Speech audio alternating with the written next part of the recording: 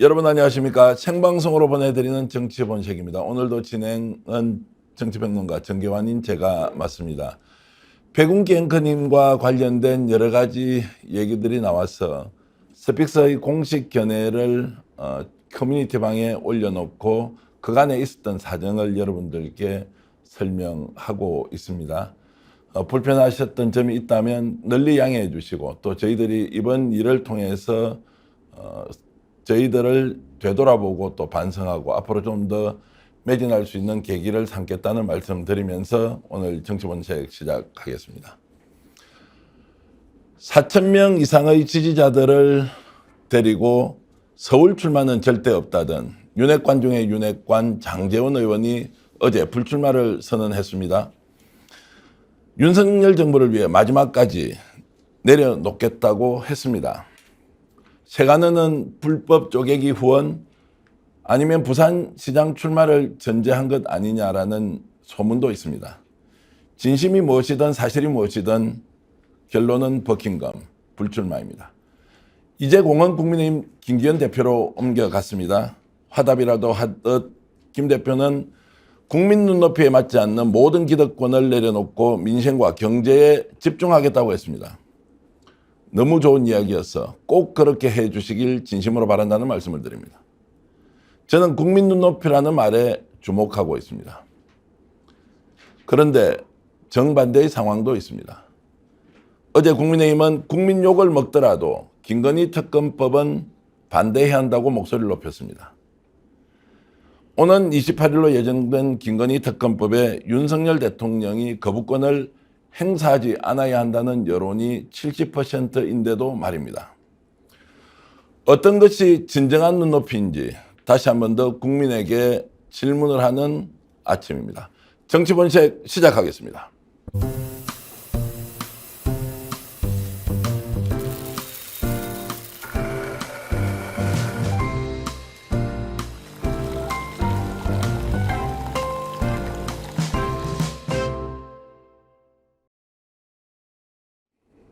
어제 장제원 의원의 불출마 선언으로 국민의힘이 이제 제대로 된 중진 불출마 행렬로 이어질 수도 있다, 이런 전망이 나오고 있고요. 자, 이 문제를 가지고 오늘 집중적으로 토론하면서 과연 국민의힘이 어떤 상황으로 총선을 맡게 될지, 또 민주당에서는 어떤 상황이 벌어져서 대처를 할지 폭넓은 이야기 전문가 패널과 함께 얘기를 나누겠습니다.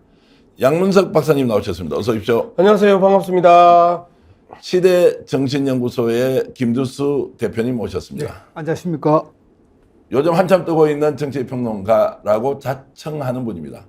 박진영 박사수리 오셨습니다. 어서 오십시오. 네, 안녕하세요. 야, 옛날부터 떠 있었는데 너무 하신 거 아닙니까, 진짜? 민주진영, 박진영 TV 요즘 잘 되고 있죠? 네, 잘 되고 있습니다. 네. 예, 지금 회원이 어느 정도까지?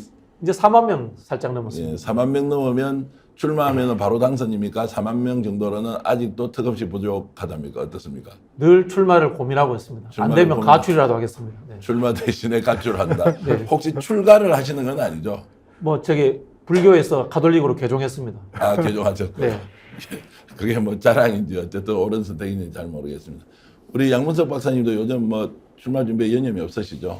예, 고비고비들이 있었습니다. 이제 윤리심판원을 징계가 이제 떨어진 상황에서 말 그대로 총선 출마에 지장이 없는, 그리고 감점 요인이 없는 징계를 받았습니다. 상당히 힘겨운 시간들을 보냈고요. 그다음에 이제 후보검증위원회 아직까지 통과를 못했습니다. 12일 정도 후보검증위원회 그 결과를 또 지켜봅니다. 이 산을 넘으면 저 산이 있고요. 저 산을 넘으면 또 다른 산이 있는 고비고비의 그 상황에서 단단하게 한 걸음 한 걸음 걸어가고 있는 중입니다. 예, 너무 거듭하게 대답하셔서 제가 이렇게 애드립으로 이렇게 되치기가 좀 어려운데 어쨌든 그런 마음으로 잘 하시길 바라겠습니다. 본인이 정말 마음속에 심각함을 느끼고 있는 것 같아요. 예. 평소답지 않게 깔아앉아서 이야기하니까. 예, 그래서 평소에는 좀 애처롭기도 하고 꼬압을 애내기도 치고 하고. 진행 왜 이렇게 해요? 아니 진행자 왜 바뀌어서 이런 질문을 하면서 호통을 치실 것 같은데 오늘 그런 게 아니고 근엄한 마음으로 해주셔서 그런 하나하나의 생각들이 유권자 여러분께 잘 닿길 바라고요. 김두수 대표님은 지금 혹시 출마하느냐 아니냐 이런 질문 많이 안 받습니까? 예, 뭐 중간에 제 아는 분들이 있고 그런 이야기 하죠. 예. 이번엔 마지막 기회 같은데 안 하냐. 근데 뭐 지금까지는 출마 준비를 한 적도 없고 출마 생각 아직 안 하고 있습니다. 그러니까 정치라는 게 워낙 운적 요소가 있어서 누가 뭐 등 뛰밀면 할 일은 있겠지만 제 스스로 출마를 향해 걸어갈 생각은 없습니다. 지금 현재는 출마 의사가 예. 없고 어쨌든 뭐 압력 중에 예. 그 정말 견딜 수 없는 압력이 출마 압력이라는 거 아니에요? 예. 그 출마 압력은 외부로부터 오는 겁니까? 아니면 안으로부터 터져 나가는 건가요? 일단 압력이라 하면 예. 외부에서 예. 안을 자극하는 게 압력인데 예. 압력 중에 견딜 수 없는 참을 수 없는 압력은 출마 압력이랍니다. 출마 압력이다. 저도 그런 생각이 드는 게 제가 이 출마를 하지 않으면은 정치적인 존재 이유가 있는가라는 부분들 그리고 이제까지 뱉어놓은 말들을 실천할 수 있는가라는 부분들 그런 부분들에 있어서 스스로 좀 성찰하게 되지 않는가 뭐 그런 생각도 좀 들고요. 정치하시는 분들 또는 이제 준비하는 사람들을 만나면 이제 이런 생각이 저 자신에게도 늘 던지는 질문인데요. 저도 똑같이 한번 여쭤보겠습니다. 우리가 했던 말과 행동이 현실 정치에 가면 늘 바뀌더라. 이게 국민들이 정치를 불신하는 가장 큰 요소 중에 하나인데 그런 질문 스스로 좀 하지 않습니까? 뭐 그런 질문을 하기도 하고요. 한국에서 정치라는 것이 국회의원이 되는 것만으로 한정되어진 것 자체가 예. 국회의원 특권의 나라다라는 생각이 듭니다. 예. 사실은 사실은 국회의원이 아니더라도 저는 현재 정치를 하고 있다고 생각을 하고 있고요. 국민들을 위해서 아이디어도 내고 정당의 압력도 행사하고 제가 할 수 있는 역할들을 하고 있습니다. 근데 그것들이 보여지지 않고요. 국민들에게 보여줄 수 있는 기회도 박탈되고 있고요. 그리고 또 정당의 운영에 참여하는 기회도 박탈되고 있고 이것 자체가 저는 상당히 좀 문제가 있다. 그런 생각이 듭니다. 저는 양문석 박사님 이렇게 뵈면 네. 양 박사님은 강하다 이런 비판 또는 뭐 약간 불편하다 너무 강해서 태쪽 같아서 오히려 정치에 맞지 않다 이러지만 네. 하나같이 양 박사님을 평가하는 이야기는 양 박사는 한결같은 사람이다. 그러니까 약간 이게 현실 정치하고 좀 동떨어져 있는 원칙주의자. 그 다음에 원칙을 한번 세우면 끝까지 지켜나가는 사람. 이것이 오히려 현실 정치에서 유연성이 좀 떨어진다 이러면서 조금 거부감을 가지거나 이렇게 할 수도 있는데 이런 부분은 어떻게 생각하십니까? 뭐 갑자기 나를 탈레반으로 몰아가는 이 그 모습에 다양한 정치의 그 스펙트럼은 다양합니다. 그리고 정말 그 권력이 바뀌면 오히려 권력의 바람보다 먼저 엎드리는 갈대들처럼 하는 사람도 있고요. 그 다음에 좌우중도를 포괄하면서 안정적으로 가는 사람들도 있고, 그리고 말 그대로 나와 동행했던, 나와 동행하는 지지자들과 함께 꼿꼿하게 가는 사람도 있습니다. 그러면 그 중에 뭐 양문석은 그냥 이제까지 나와 동행했던, 나와 생각이 같았던 우리 당원들 지지자들하고 같이 가는 사람, 이런 사람들도 한 명 정도는 있어야 되는 것 아니냐. 맨날 중도 역풍을 두려워해서 중도층만 생각하는 사람도 있는 반면에 말 그대로 우리 지지자들이 똘똘 뭉치고 함께 어깨 걸고 갈 수 있는, 그리고 거기에 깃발을 들 수 있는 사람도 있어야 된다. 그러면 그 자리를 기꺼이 내가 감당하겠다. 저는 그런 생각이. 제가 개인적으로 시청자 여러분께 말씀드릴 수 있는 것은 혹시 양문석 박사님께 호감이 있다면 제가 가지고 있는 양문석 박사님의 평가와 연결해 보면 좋겠습니다. 의리를 지키는 인간관계를 유지하려면 양문석 박사와 손을 잡아라. 이런 말씀을 제가 확실히 드릴 수 있고요. 그 결과가 여러분들의 삶의 윤택함으로 이어진다. 이것은 제가 자신은 못하겠습니다. 어쨌든 양문석 박사님의 한결같은 올곧음은 정말 존경할 만하다. 이 말씀을 드리면서 자, 오늘 토론 본격적으로 시작하겠는데요. 먼저 김기현 국민의힘 당대표가 모든 기득권을 내려놓겠다고 선언하는 내용이 있습니다. 먼저 보고 오겠습니다.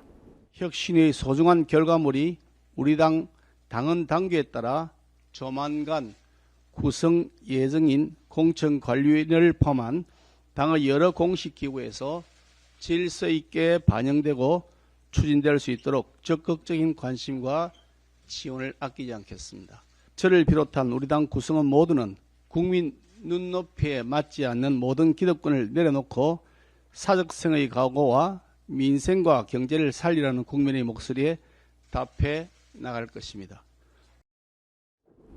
어제 저 발언이 장제원 의원의 불출마 선언에 이어서 나온 것이어서 저 기득권을 내려놓겠다는 이 말이 곧바로 김기현 당대표의 불출마 선언을 내포하고 있다 이렇게 해석하는 사람이 많습니다. 그렇게 봐도 되겠습니까, 김 대표님? 제가 볼 때 이제 힘을 실으려면 불출마라고 하는 조건을 내걸어야 힘이 실릴 것 같고요.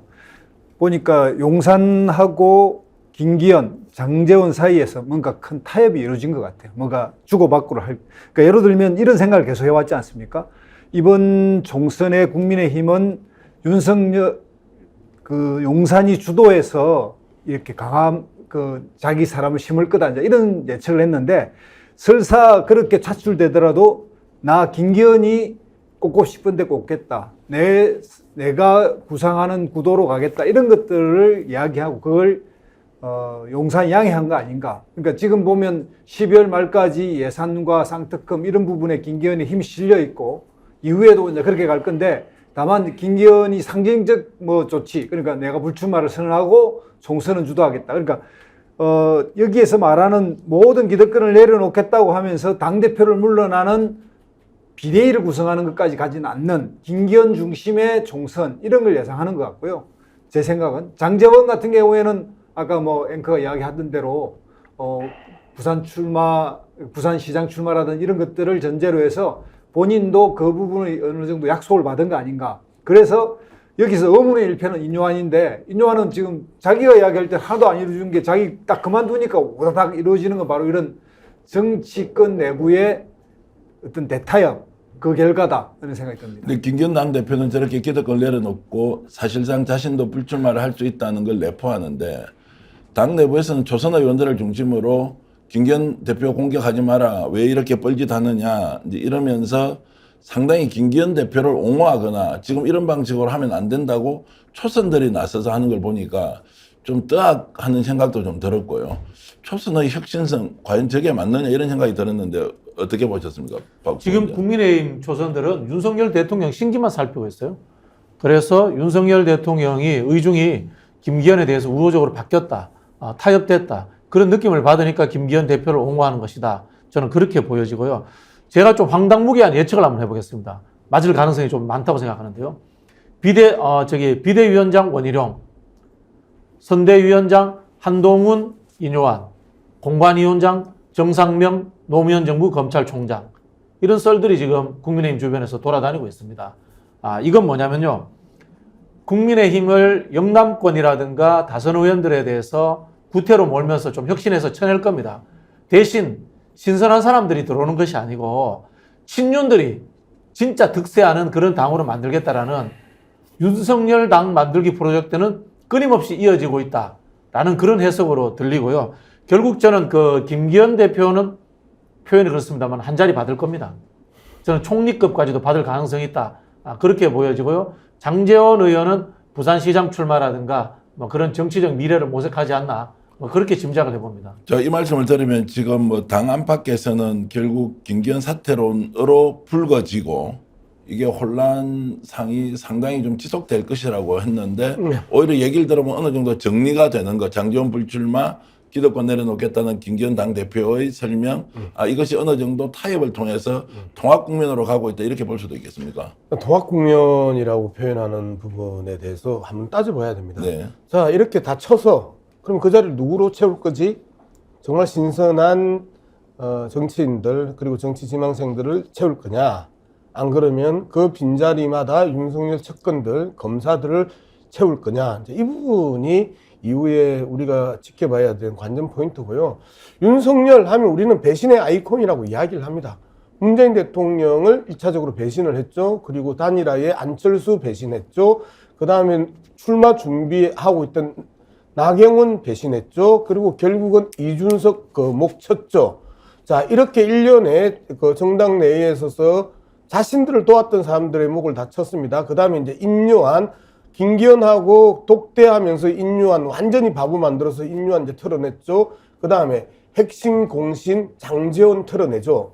그리고 이제 김기현마저 털어내면 이제 누가 남죠? 주위에 정치인으로는 이철규 한 사람 남습니다. 이철규 한 사람 남고 그리고 밖에 있는 검사 출신들 그리고 현역 검사들 이러한 자들이 이제는 남는 거죠. 말 그대로 끊임없이 배신을 거듭하면서 자신의 왕국을 만들려고 했었으나 결국은 그 배신의 부메랑은 본인이 맞을 수밖에 없다라는 측면에서 우리가 고민해야 되고요. 김기현, 국민의 눈높이에 안 맞는 모든 기득권 내려놓겠다. 이게 당내 문제로만 던질 내용인가? 안 그러면 국민의 눈높이가 김건희 특검에 대해서는 어떻게 국민의 눈높이가 아닌가? 70% 이상의 국민들이 김건희 특검을 하라고 하는데 이런 부분에 대해서는 왜 침묵하는가? 그러니까 입만 열면 거짓말이고 입만 열면 정치적 장난질을 하고 있는 김기현 대표 또한 이 부분에 있어 국민의 눈높이를 함부로 쓰지 마라. 국민이 무조건 옳다고 늘 무조건 옳다고 이야기했던 윤석열의 강서구청장 선거 패배 이후의 발언, 이런 발언들을 어느 국민이 믿냐고요. 마찬가지로 김기현 말도 또 한 번 장난질이다. 저는 그렇게 봅니다. 자, 이렇게 해서 이제 일단 다선 중진 김기현 대표, 장제원 의원이 윤핵관으로서 물러나면 그 이제 빈 공간에 과연 누가 올 것이냐, 좀 인재 발굴이나 혁신을 통해서 새로운 사람이 수혈될 것이냐, 조금 전에 우려하셨던 대로 결국 그 자리에는 윤석열 대통령과 가까운 다른 사람들이 와서 채울 것이다. 혹시라도 그것이 윤석열 왕국으로 불릴 수도 있다. 이런 부분이 있는데 어쨌든 그 두 갈래 중에 어떤 길을 지금 국민의힘은 선택할 것 같습니까? 일단 뭐 용산 윤석열 대통령 쪽도 머리가 있으면 본인들이 전면에 앞세우거나 본인들 생각으로 사람들을 밀어여으면 안 된다는 건 아는 것 같아요. 그러니까 지금 제 생각에는 그 전까지 생각해서 윤석열 대통령이 김건희 씨 명품 사건이 터지면서 생각이 뭔가 바뀐 거 아닌가. 이렇게 최근에 어쨌든 쌍특검과 이 문제를 관리해야 되는데 이 관리하려면 김기현 체제를 가지고 활용을 해야겠다라고 생각하고 있는 거고, 김기현 체제가 비대위로 무너지는 형식으로 가더라도 김기현이 주도해서 만들거나 어쨌든 그 용산 윤석열이 주도한 뭐의 변화 같은 것, 사람을 채우는 것, 이런 건 안 보이려고 하는 것 같아요. 저는 그렇게 보기 때문에 김기현 쪽 사람들 이야기 들어보면 그냥 자신만만해요. 자기들은 총선 김기현 체제로 끝까지 간다. 이렇게 아주 자신만만했는데 그 자신만만한 원인도 있는 것 같고, 그런 측면에서 보면 아까 이제 박진영 그 평론가 이야기한 부분에서는 비대위가 들었을 거라고 이야기를 하지만 저는 비대위까지 가겠는가? 지금 상태로 보면 비대위로 가기에는 아직 섣부르다. 이를 뭐 중순점에 또 한 번 파국이 있으면 모르겠습니다만 그 파국이 없다면 김기현 주도의 어쨌든 이런 뭔가를 정비하는 이런 형식으로 선거 진영을 짜지 않을까, 저는 그렇게 예측해 봅니다. 저도 뭐 비슷하게 생각을 하는데요. 어쨌든 하태경, 부산 출신 국회 정치인 하태경, 네. 그다음에 서병수, 그다음에 손수조, 이 세 사람이 어제 그제 이제 김기현을 강하게 쳤습니다. 그러면서 이대로 선거할 수 없다, 책임 정치해야 된다. 그런데 이 사람들의 특징이 뭐냐면요. 과연 김기현 때문에 지지율 답보 현상이 일어나는가, 강서구청장 선거를 패했는가, 이 부분에 대해서 평가를 해야 되는 거거든요. 그러면 다 윤석열 때문에 지금 국힘당의 지지율이 계속해서 답보 상태에서 오히려 강서구청장 선거 이후에 한 5%포인트 더 하락하는 그 국면을 만들었단 말이에요. 그럼 윤석열, 김건희가 계속해서 사고치고 다니는데 윤석열, 김건희에 대해서는 한마디도 이야기하지 않고 오히려 만만한 홍어머처럼 김기현만 공격을 한단 말이에요. 이러한 행태들이 현재 국힘당의 중진들의 태도이면 이 문제는 해결되지 않는다. 오히려 또 초선들이 김기현 홍위병으로 나서고 있는 상황에서 세대 갈등들, 그 다음에 선수 갈등들이 극대화될 가능성이 높다. 이 폭발점은 저는 김건희 특검법이 국회에서 통과되는 그 시점이라고 본다. 저는 그렇게 봅니다. 자, 국민의힘 내부 사정에 대해서 좀 더 얘기를 나눠보겠는데요. 조금 전에 영상이 하나 들어왔는데 장제원 의원이 불출마 선언을 했던 것에 대해서 페이스북을 올리고 직접 기자들과 만나 영상에서 본인의 의사를 밝혔다고 하는데 그거 잠깐 보고 계속 이야기 이어가겠습니다. 저는 22대 국회의원 총선에 출마하지 않겠습니다. 가슴이 많이 아픕니다. 국회의원직에 대한 미련도 정치에 대한 아쉬움 때문도 아닙니다. 오직 저를 믿고 한결같이 응원해 주신 사상구민께 죄송한 마음 때문입니다. 또 한 번 백의종군의 길을 갑니다. 이번엔 제가 가지고 있는 마지막 공직인 국회의원직입니다. 윤석열 정부의 성공보다 절박한 것이 어디 있겠습니까? 총선 승리가 윤석열 정부 성공의 최소한의 조건입니다. 그래서 제가 가진 마지막을 내어놓습니다. 이제 떠납니다. 버려짐이 아니라 뿌려짐이라고 믿습니다. 사랑하고 존경하는 당원 동지 여러분, 부족하지만 저를 밟고 총선 승리를 통해 윤석열 정부를 성공시켜 주시길 부탁드립니다. 감사합니다.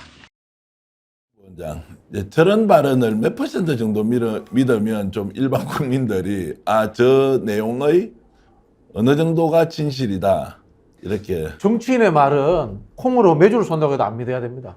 사실 제가 하는 말도 좀 안 믿으셔도 됩니다. 그래요? 이준석 대표가 그 이야기 했잖아요. 선당우사는 존재하지 않는다. 저는 단 한 명도 선당우사하는 정치인을 본 적이 없습니다. 그렇고요. 지금 윤석열 정부가 의석수가 이렇게 적은데도 폭주를 하지 않습니까? 검찰의 캐비넷이라는 것을 동원해서 민주주의를 압살하고 있는데 만약에 총선에서 이기면 어떻게 되겠습니까? 그때는 저는 5공화국 수준으로 돌아갈 거다. 그런 생각까지 듭니다. 지금 우리가 국민의힘이 선거에서 공천 혁신을 한다 이런 이야기를 했는데요. 할 가능성이 저는 없다고 봅니다. 장관 인선하는 거 한번 보십시오. 제가 정치권에 20년 있으면서 예산국회 하면서 기재부 장관을 바꾸는 거 처음 봤습니다. 국정을 어떻게 운영하겠다는 것에 대한 기본 고민이 없는 정권입니다. 그럼 뭐냐? 나는 대통령에 대해서 권력을 잡았으니까 내 친한 사람들한테 장관 자리 나눠주는 거야. 전리품 나눠주는 것이 목적인 거고, 그리고 국정을 어떻게 운영해서 나라를 잘 되겠다 이런 생각은 존재하지 않는 집단인 겁니다. 선거도 마찬가지입니다.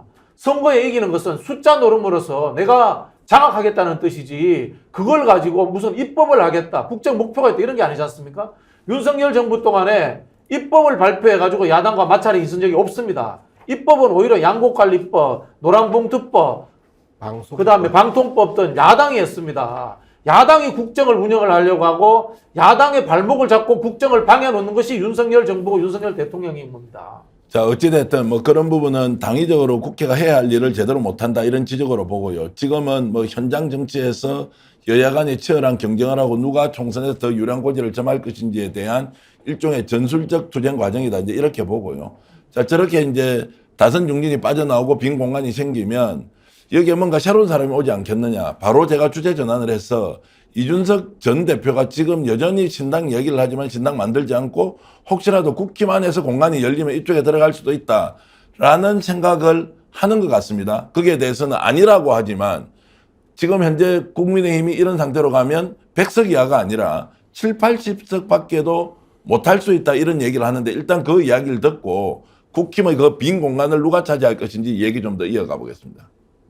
대표께서 파악하신 바로는 총선 전국적 전체 다해서 국민의힘의 예상 성적표를 몇 석으로 지금 보고 있는 거예요? 제가 신장식에 뉴스사이킥에 나와가지고 예. 지난달쯤에 제가 한 100석 언더를 예상한다 이렇게 얘기했어요. 밑으로. 100석 밑으로를 예상했는데 사실 그때 이미 저도 전해들은 것들이 있어서 얘기했던 거고 예. 이번에 유출되었다는 결과가 사실 한 4주 된 결과입니다. 그것들이 지금 자료가 지금 유출된 거거든요. 네. 그 뒤에 부산 엑스포의 결과도 있었고 하기 때문에 결과가 더 안 좋아졌을 수도 있다 이런 생각을 합니다. 오히려 더. 네. 그래서 지금 어제자로 제가 들은 거 정량적인 것들 합쳤을 때 83에서 87 사이가 될 수도 있다. 자, 이준석 전 대표는 신당 차립니까? 아니면 국힘에 들어갈 가능성도 있습니까? 박사님. 굿당은 차리도 신당 차리기는 힘들겠죠. 굿당은 차리더라도 신당 차리기는 어렵다. 네. 어떤 저는 의미입니까? 이준석의 그 과거를 보면 이준석의 현재와 내일을 우리는 예측할 수 있는 거잖아요. 각종 정보와 첩보가 난무하는 정치판에서 가장 정확한 건 이전의 그 자료라고 저는 봅니다. 이준석은 끊임없이 그 윤석열을 만든 자신이 공신이라고 이야기를 합니다. 즉 윤석열과 협상 테이블에 앉고자 하는 욕망들을 끊임없이 드러냈다고 나는 생각을 하고요. 윤석열과 협상 테이블에 앉는 순간 이준석은 모든 것이 용서되고 그리고 협상 테이블에서 자신이 가지고 수 있는 공천 지분들을 챙기면서 말 그대로 국힘당으로 들어간다. 그러면서 전체적인 총선 판국을 드라마틱한 반전을 이끌어내는 게 이준석의 핵심 목표 아니냐 저는 그렇게 말합니다. 자, 그러면 총선에 이기려면 용산과 김기현이 빠지면 된다 이랬는데 일단 김기현은 빠지는 모양새고요. 그러면 윤석열 대통령이 이제 손을 놓으면 이준석 대표가 들어가서 총선을 진두지휘할 수도 있다. 이 가능성 있다고 보십니까? 저는 없다고 봅니다. 없다고 본다. 예. 그러니까 이준석 대표가 그동안 해왔던 이야기가 정치인들이 극적인 반전을 노리기 위해서는 뒤엎어야 하는데 뒤엎을 수 있는 조건이 형성돼야 되는데 뒤엎을 수 있는 조건은 딱 하나인데 제가 볼 때는 윤석열 대통령이 무릎을 꿇는 겁니다. 완전히 이제 굴복을 하는 건데 이 굴복을 할 수 있게끔 이준석 그 대표가 계속 요구를 했거든요. 굴복해야 될 조건들, 예를 들면 최상병 사건에 대한 특검 같은 걸 받아라. 그런데 최상병 사건 같은 걸 특검 받으면 윤석열 탄핵이 진행될 수 있는 아주 이 중대한 위법이 드러날 수도 있고요. 김건희 것도 그렇고 뭐 예를 들면 이태원 참사 이런 거 이 문제에 관련해서 내가 볼 때는 이준석이 이렇게 막 싸질러버린 이유는 당신 이거 못해. 그러니까 선거 때는 쑥게 내줄게 해봐 해서 윤석열이 그래도 굴욕게 이겨야 되니까 좀 했거든요. 뭐 여의도 그 역 앞에 가서 뭐 아침 90도 인사도 하고 이랬는데 지금은 이게 불가능하다. 그래서 이건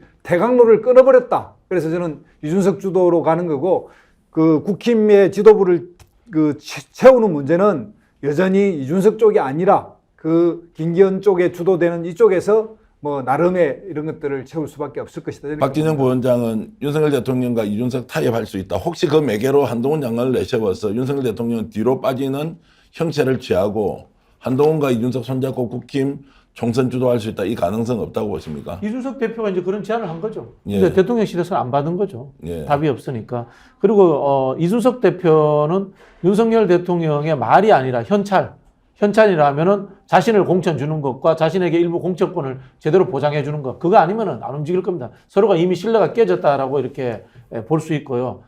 그 다음에 이제 아까 그 국민의힘에서 시뮬레이션 했는 결과 이준석 대표가 본 모양이에요. 저도 이제 그 이야기를 대충 들었습니다. 대충 들었는데요. 상상을 초월하더라고요. 부산에서도 국민의힘이 몇 석 못하는 걸로 뭐 과반이 안 되는 3분의 1도 채 안 되는 예, 걸로 예. 나왔다는 결과를 들었고요. 그리고 지금 김건희 특검을 받아야 된다는 여론이 영남에서도 60% 가까이 나오고 있습니다. 이것은 이준석 대표에게 엄청난 이 태평양 같은 이 큰 바다가 본인 앞에 열리는 겁니다. 그런 상황에서 내가 또다시 양두구유 가면서 윤석열 밑에 들어간다? 그것보다는 제 생각에는 제3당의 대표가 되는 것이 본인의 대권 가도라든가 정치적 미래를 위해서 훨씬 나을 것이다. 저는 그렇게 판단할 거라는 생각이 들고요. 한번 우리가 통계를 가지고 예를 들어 볼게요. 자, 우리 양무석 박사님도 영남 출신이고 하니까 영남에서 국민의힘 지지율이 뚝 떨어진다. 그게 다 민주당으로 올까요? 안 오죠? 저는 이준석 대표 같은 제3당한테 갈 가능성도 상당히 있다고 보고요. 지금 이준석 대표를 지지하는 지지율 속에 민주당 지지층들이 굉장히 많이 포함되어 있습니다. 그 민주당 지지층들은 이준석 대표가 윤석열 대통령과 제대로 싸울 것이라는 기대 심리에 의해서 이준석 대표를 지지하는 거예요. 여론조사를 해보면. 그러면은 이준석 대표가 비민주당이면서도 윤석열 대통령과 잘 싸우는 사람으로서 영남에서 포지셔닝을 한다면은 웬만큼의 지지율을 올릴 수 있는 가능성이 열려 있다는 거죠. 박 제가 원장 좀- 이야기를 좀 이어서 질문을 바로 아니, 이 부분은 드리겠습니다. 지금 말씀하신 부분에 대해서 제가 예, 좀 예. 이제 그 이견을 한번 내보겠습니다. 이준석이 대통령 후보냐라는 측면을 그 놓고 평가했었을 때 아직까지 이준석이 자격이 안 되거나 대통령 후보감은 아니잖아요. 말 그대로 대통령 후보감이 없는 상황에서 영남 신당을 만들어서 신드롬을 일으킬 수 있을까라는 부분에 대한 고민들이 좀 이제 저한테는 있었었고요. 두 번째, 저는 그 이준석이 이야기를 할 때 그 박진영 원장이 영남의 그 김건희 특검에 대한 그 여론조사 지표를 이야기를 했었단 말이에요. 전국 70% 그 특검 수용해야 된다는데 대구가 67% 나왔어요. 이 부분에 대해서 상당히 충격적인 그 퍼센테이지란 말이에요. 자, 이런 상황에 있어서 김건희와 윤석열을 계속해서 별개로 보고 있는 이 대구 경북의 여론이 형성되어 있다라는 측면들을 우리가 그 놓쳐서는 안 된다. 저는 그래서 이준석은 그 두 가지 갈래로 시도할 것이다. 첫 번째, 국당이든 신당이든 차려서 국힘당과 당 통합을 하는 2단계 전술을 사용할 가능성이 아주 높다라고 이제 보는 거고요. 그리고 여전히 윤석열 대통령에 대해서 평가를 갖다가 우리가 좀 섣부르게 하는 이 경향이 있는데, 이준석이 집 나갔던 대통령 선거 과정, 울산에서 윤석열이 찾아갑니다. 그래서 그 횟집에서 윤석열하고 또 그 러브샷을 합니다. 필요할 때마다 윤석열은 이준석한테 머리를 숙이고 무릎을 꿇었어요. 이런 상황에서 총선 승리가 절체절명의 이 중요한 정치 이벤트라면 윤석열은 언제든지 그 머리를 숙이고 무릎을 꿇을 사람이다라는 게 제가 윤석열을 파악하는 기본적인 시각입니다. 윤석열 자기가 살기 위해서 이제까지 검사하면서 끊임없이 머리를 숙이고 무릎을 꿇어왔던 사람입니다. 그리고 정치 데뷔하자마자 이준석한테 3번에 걸쳐서 머리를 숙이고 무릎을 꿇었던 사람입니다. 이 상황에서 다시 우리가 이기면 너의 목을 칠지언정 우리가 이길 수 있는 조건이 이준석한테 머리를 숙이고 무릎을 꿇으라 하면 윤석열은 충분히 꿇을 수 있는 사람이다 라는 측면에 있어서 28일 날 신당 장당이 아닙니다. 이준석은 탈당이라고 이야기했어요. 자, 이 탈당이면 시간이 얼마 안 남습니다. 그리고 이준석을 지지하는 사람들이 아주 많습니다. 그러면 국당이든 신당이든 차려 놓고 다시 국힘당과 함께 지분 이 협상을 벌리면서 윤석열과 퉁칠 수 있는 가능성이 여전히 가장 큰 변수로 이준석은 바라보고 있을 것이고 이럴 가능성이 난 아주 높다 이렇게 보는 거죠. 자, 시청자 여러분 어떻게 보십니까? 이준석 전 대표가 지금 정치적 행보를 하는데 우리 대화의 상당 부분이 이준석 대표가 앞으로 어떤 행동을 할 것인가인데요. 대통령과 집권 여당, 정권을 상대로 한 개인이 이렇게 흔들고 움직일 수가 있느냐 이런 것들을 보면 참 정치라는 것은 매우 묘하다. 또 세 분 패널께서 말씀하시지만 이준석과 윤석열 대통령 과연 손을 잡을 것이냐 말 것이냐 이 질문도 극과 극의 예상이 나오는 것을 보면 역시 정치를 드라마틱하게 만드는 이준석의 특별한 기능, 기술 또는 역량은 있다 이런 생각이 좀 들고요. 조금 더 나가겠습니다. 자, 김건희 특검법 문제에 대해서 지금 이준석 전 대표는 다들 미친 짓이다. 이걸 왜 안 받느냐라고 강하게 얘기를 했는데 어제 그저께까지만 해도 국민의힘 내부에서는 김건희 특검법에 대해서 여론의 눈치를 살폈는데 이제 오늘에서야 어제 저녁 오후부터입니다. 자, 이거 받으면 안 된다라고 했기 때문에 이준석과 윤석열 대통령의 접점이 김건희 특검법이 될 가능성이 높은데 이 부분에 대해서도 만약에 두 사람이 손을 잡으면 동의할 수도 있다. 특검법 거부해야 한다고 이준석 대표가 돌아갈 수도 있습니까? 못 돌아가죠. 우리 이제 저처럼 예측을 할 수도 있고요. 이준석 대표의 향방을, 그 다음에 이제 우리 양무석 박사님처럼 예측을 할 수도 있습니다. 근데 저희가 이제 평론하는 영역에서는 그렇게 예측할 수 있는데요. 저는 민주당 소속이라면은 제가 이야기하는 쪽으로 가도록 끌고 가야 된다는 생각을 가지고 있습니다. 그래야지만이 민주당에게 유리하고 윤석열 정부를 조기에 임기를 종료시킬 수 있는 겁니다. 그런 부분에 있어서 지금 민주당이 해야 할 일은 뭔가 하면요. 이 김건희 특검이 올라갈 때 만약에 대통령이 거부권을 행사하면은 정권 퇴진 투쟁에 들어가겠다라는 강력한 압박을 해야 됩니다. 그걸 걸어놔야지만이 만약에 윤석열이 거부권을 행사하면은 이걸 매개로 해가지고 총선 전략까지 끌고 갈 수 있는 거고요. 국민의힘의 분화까지도 이루어낼 수 있는 겁니다. 우리가 이준석 대표가 지금 정치권을 가지고 논다라고 이야기할 만큼 아주 능수능란하게 드리블 해가지 않습니까? 그 이유는 뭔가 하면요. 민주당과 국민의힘이 정치적 꾀가 모자란 겁니다. 정치적 하나의 전략을 가지고 구상을 못하니까 이준석이 흔들리는 대로 막 흔들리는 거예요. 지금 민주당과 국민의힘이 하는 거 보세요. 상대에 대해서는 생각하지 못하고 있고 자기 당 내에서의 갈등을 해결하는데 정신이 없는 수준이에요. 그런 상황이기 때문에 비윤, 비명이라는 자리가 비어버리고 그걸 이준석이 혼자서 드리블해가고 있는 겁니다. 저는 정치라는 것이 역자공이라는 것이 존재하기 때문에 민주당도 이준석을 활용 또는 이용하면서 그것을 극대화시킬 수 있는 하나의 매개체를 던져야 된다. 그것은 김건희 특검이고 김건희 특검의 윤석열 퇴진이라는 정치적 모험수를 하나 던져야 된다. 그런 생각을 말씀드립니다. 굉장히 이제 강한 이 일종의 문제 제기를 하셨는데 자, 김건희 특검법 대통령이 거부하면 민주당이 그 순간부터 정권 퇴진 운동을 선언하고 총선 전략으로 삼아야 한다. 김두수 대표 어떻게 보십니까? 일단 뭐 그거는 거의 나와 있는 수순인 것 같고 국민들이 뭐 그 정도는 예상하고 있을 거고 민주당도 그렇게 반응할 건데요. 그보다 더 중요한 게 있습니다. 현재 흐르고 있는 이 정세 판단과 상황을 민주당 스스로 무너뜨려 버리면서 일촉즉발 박빙의 승부로 몰고 가려고 하는 시도가 있어요. 그게 바로 국민 앞에 지금까지 약속했던 연동형 이 선거법을 병립형으로 바꾸려고 하는 시도인데 이걸 바꾸는 순간 이 판은 완전히 리셋됩니다. 그러니까 뭐냐면 지금 국민의힘이나 이런 데 분석 전반이 뭐냐면 민주당이 압승을 할 것 같다고 다 분석하고 있고 이대로 가면 민주당이 민주당이 지역구만 해도 160석 가까이를 얻을 것이고 나머지 부분에서는 야권의 연대를 통해서 충분히 200석을 올려갈 수 있는데 만약 이걸 연동으로 바꾸는 순간 두 당 중심의 이 기득권 야합 같은 이런 프레임이 짜버리면 그냥 45대 55 국면으로 가버립니다.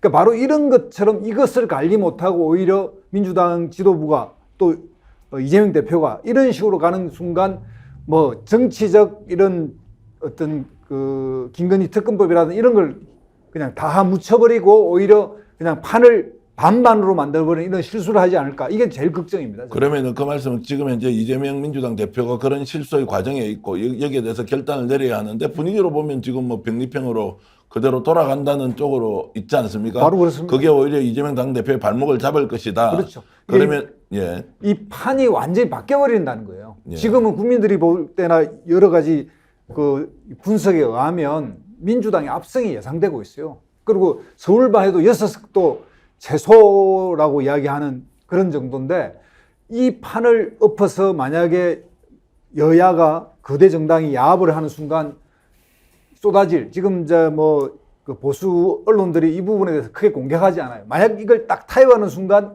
엄청난 공격을 할 것이고 이 공격의 모든 것은 민주당과 이재명 대표가 받을 것입니다. 그러면 정말 그 유교적 뭐 이런 쪽에서 신뢰가 무너지는 순간 정치가 무너지듯이 와라라로 무너지면서 이 판이 완전히 새로 판이 될 거고 그러면 초안지의 어떤 이런 그 형상이 삼국지처럼 바뀌어버릴 거라는 거예요. 제가 김두수 대표, 제가 좀 이따 질문하겠습니다. 김두수 대표의 말씀과 박진영 원장의 그런 이제 생각이 워낙 파격적이고 큰 것이어서 일단 좀 토론을 좀 더 해야 될 것 같은데 네. 지금 김두수 대표 말씀하신 것처럼 혹시 선거구제와 관련된 거대 여야의 담합이 예. 김건희 특검법과 견주어서 결코 적지 않은 영향을 민주당에 미칠 수 있다. 이 부분은 좀 논쟁적인데요. 예, 동의하지 않습니다. 저는 동의하지 예. 않고요.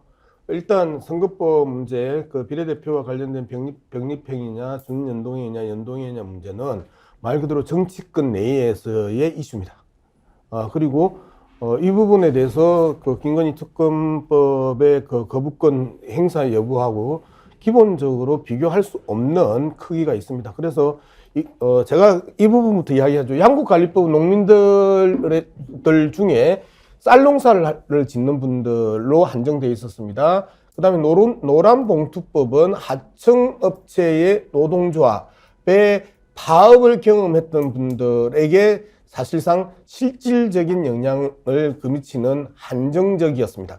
그 다음에 방송법은 말 그대로 KBS 그 방송 종사자와 시민사회 그리고 일부 그 정치 영역에 있어서의 기본적인 베이스를 가지고 있었습니다. 그런데 김건희 특검법은요, 말 그대로 전 국민적 관심사입니다. 그리고 대통령의 부인으로서의 김건희에 대한 불편했던 많은 국민들, 특히 윤석열을 대통령으로 만들어줬던 소위 말하는 이찍들마저도 불편해했던 문제입니다. 그래서 털고 가야 된다고 많이 생각을 했기 때문에 대구에서 67%가 지지를 했고요. 더불어민주당의 그 취약점이 서울에서도 78%가 김건희 특검법을 해야 된다. 서울에서는 14%만이 거부권 행사해야 된다고 할 정도로 이 부분이 더불어민주당 약세 지역에 있어서 또 강한 그 여론을 타고 있기 때문에 선거법을 어떻게 가냐 안 가냐 하고 그 비교할 바 아니다. 두 번째, 병립형은 국힘이 던져놓고 민주당에서 계속해서 난리를 피우는 의제입니다. 병립형을 국힘에서 툭 던지니까 민주당에서 여기서 하들짝 하면서 비명계들이 계속해서 치고 놓으면서 연동형 이야기를 하는데요. 과연 연동형과 병립형이 정치 발전에 있어서 그 새로운 진화냐, 이 부분을 다시 따져봐야 됩니다. 우리는 검사 독재 정권에 살고 있습니다. 검사 독재 정권에 살고 있으면 이 독재 정권을 어떻게 깰 것인가가 제1가치여야 되고 그 제1가치에 병립형이 기여를 할 것인지 준연동형이 기여를 할 것인지 연동형이 기여를 할 것인지 이 부분은 다시 따져봐야 되는 겁니다. 자, 이 말씀을 들어보면 저도 잘 뭐 이해를 못하고 연동형, 병립형 어떤 게 맞는지 아마도 국민 여러분들도 선거 제도보다는 김건희 특검법이 앞으로 어떻게 갈지 훨씬 더 중요한 문제가 될 것이라고 보는데요. 연말을 가르는 가장 큰 변수는 김건희 특검법의 국회 통과와 윤석열 대통령의 거부권 행사다라는 부분에 대해서는 대체로 동의를 하는 것 같습니다. 어쨌든 이런 내용을 여러분들 잘 살펴보시고 앞으로 전국이 어떤 상황으로 전개될지 관심 계속 집중해 주시면 고맙겠습니다. 자, 지금 이제 주제를 좀 바꿔서 토론을 좀 이어가야 하는데요. 제가 어저께 나왔던 뉴스토마토의 여론조사 결과를 보고 깜짝 놀랐습니다. 저희들이 지금부터 말씀드릴 내용은 이재명 민주당 대표와 원희룡 전 국토부 장관이 인천 계양에서 경쟁을 했을 때 과연 선거 결과가 어떻게 될 것인가, 엄청난 표차 또는 지금 지지율 격차가 나올 것이라고 생각을 했는데 어저께 나온 뉴스토마토의 여론조사 결과를 보면 지금 화면으로 보고 계신데요. 48.5%가 이재명 지지고요. 원희룡 지지가 지금 39.3%로 생각보다 격차가 높지 않다. 인천 계양은 원래 야당 강세 지역인데 일단 그 박진영 부원장 저 여론조사 결과 어떻게 해석하는 게 좋겠습니까? 물론 이게 정상이에요. 수도권에. 정상입니까? 수도권에 뭐 압도적으로 뭐 7대3 나오고 이런 데는 없어요. 그래도 대체로 한 55대 뭐 35 정도인데 그거보다는 아니, 격차 보통 55대 45 나오죠. 55대 55대 45. 45에서 그냥 10% 차인데 이제 그 정도 나오는 거니까 이거는 뭐 현실이다 이렇게 보시면 되고요. 저는 뭐 이렇게 생각을 합니다. 이게 원희룡 그 장관이 정치 이렇게 하시면 안 된다는 생각이 드는 것이 이분 이제 제주도 도지사까지 했다가 다시 이제 수도권으로 옮겨온 거 아닙니까? 그래 이제 정치라는 것은 한편으로 보면서 요즘 언론들이 게임하는 것처럼 보도를 하지만 가치의 영역입니다. 원희룡 정도 되고 이재명 정도 되면요. 지역구에서 출마하는 정치보다는 나는 국가 비전을 가지고 국민의힘을 이렇게 끌고 갈래. 나는 민주당을 이렇게 끌고 갈래. 이런 것들이 이슈가 돼야 되는데요. 아, 저기 가서 내가 자객이 돼가지고 누구하고 붙어가지고 이슈를 만들겠다. 이런 식으로 정치해가지고, 저는 과연 대한민국 정치가 발전이 있을까. 이런 말씀 좀 드리고 싶고요. 지금 민주당하고 국민의힘의 갤럽 조사 같은 경우에는요, 여론조사에 보면 2% 3%밖에 차이 안 납니다. 우리가 2020년 총선에서 민주당이 압승을 했지 않습니까? 정상 지지도에서는요, 국민의힘이 민주당보다 1% 앞섰습니다. 그게 대한민국 정치의 현실이고 결국은 마지막에 가면요, 다 비슷비슷하게 수렴됩니다. 그래서 앞에서 우리 김두수 대표께서 그런 이야기를 하신 겁니다. 결국 선거제도 바꾼다고 해가지고 민주당이 200석을 차지할 수 있을까? 병립병으로. 그리고 민주당이 원하는 윤석열을 끌어내리자 이런 이야기로 갈 수 있을까? 라는 그런 이야기들을 하시게 되는 겁니다. 결국 그러면 뭐냐면요. 선거제도의 문제까지 다시 소취해서 말씀드리면은 결국은 선거제도의 문제를 던져가지고 작은 이슈와 논란거리를 만드는 것보다는 김건희 특검에 올인을 하고 그것을 가지고 윤석열 심판론을 극대화시키고 난 이후에 선거제도의 문제는 나중에 가서 과연 윤석열 당을 100석 미만으로 떨어뜨릴 수 있는 제도가 무엇인가? 라는 그 판단이 선 다음에 해도 늦지 않다는 겁니다. 예, 오늘 민주당이 어떤 전략으로 앞으로 총선 국면에 임해야 하는지에 대해서 이제 자세히 말씀을 주셨는데요. 그래도 제가 원희룡 전 장관의 선전 양상에 대해서 좀 더 얘기를 나누겠습니다. 일단 이분이 인천 계양에 왜 출마를 하고 지금 현재 어떤 마음을 갖고 있는지 저희들이 관련 영상 준비했는데 일단 보고 나서 원 장관과 이재명 당대표의 여론조사 내용에 대해서 얘기를 좀 더 이어가겠습니다. 계양을에서도 혹시 자신 있으신가요? 그건 지금 너무 특정 지역이라거나 상대방이나 이렇게 하는 것은 이 총선 참여라든지 또 어떠한 역할이 가장 지금 나라를 위해서 필요로 되는지에 대해서 저도 더 깊은 검토와 당과의 논의를 해야 이제 정해질 수가 있는 거고요. 저는 대신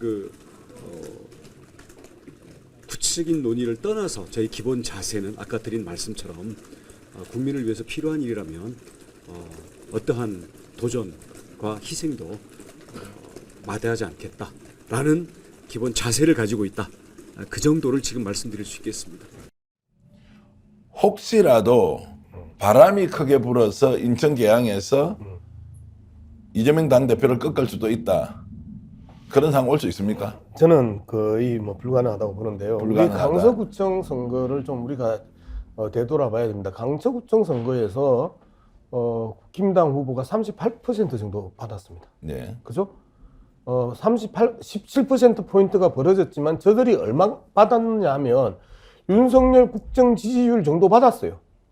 그렇기 때문에 저 38%, 35%에서 38% 저 부분은 말 그대로 디폴트 양상입니다. 그렇기 때문에 저 부분에서 깜짝 놀랄 필요가 없고요. 일단 뭐 원희룡 입장에 있어서는 그 1타 5피 정도 될 정도로 남는 장사죠. 1차적으로 보면 나 험지 간다. 나 그 헌신할게.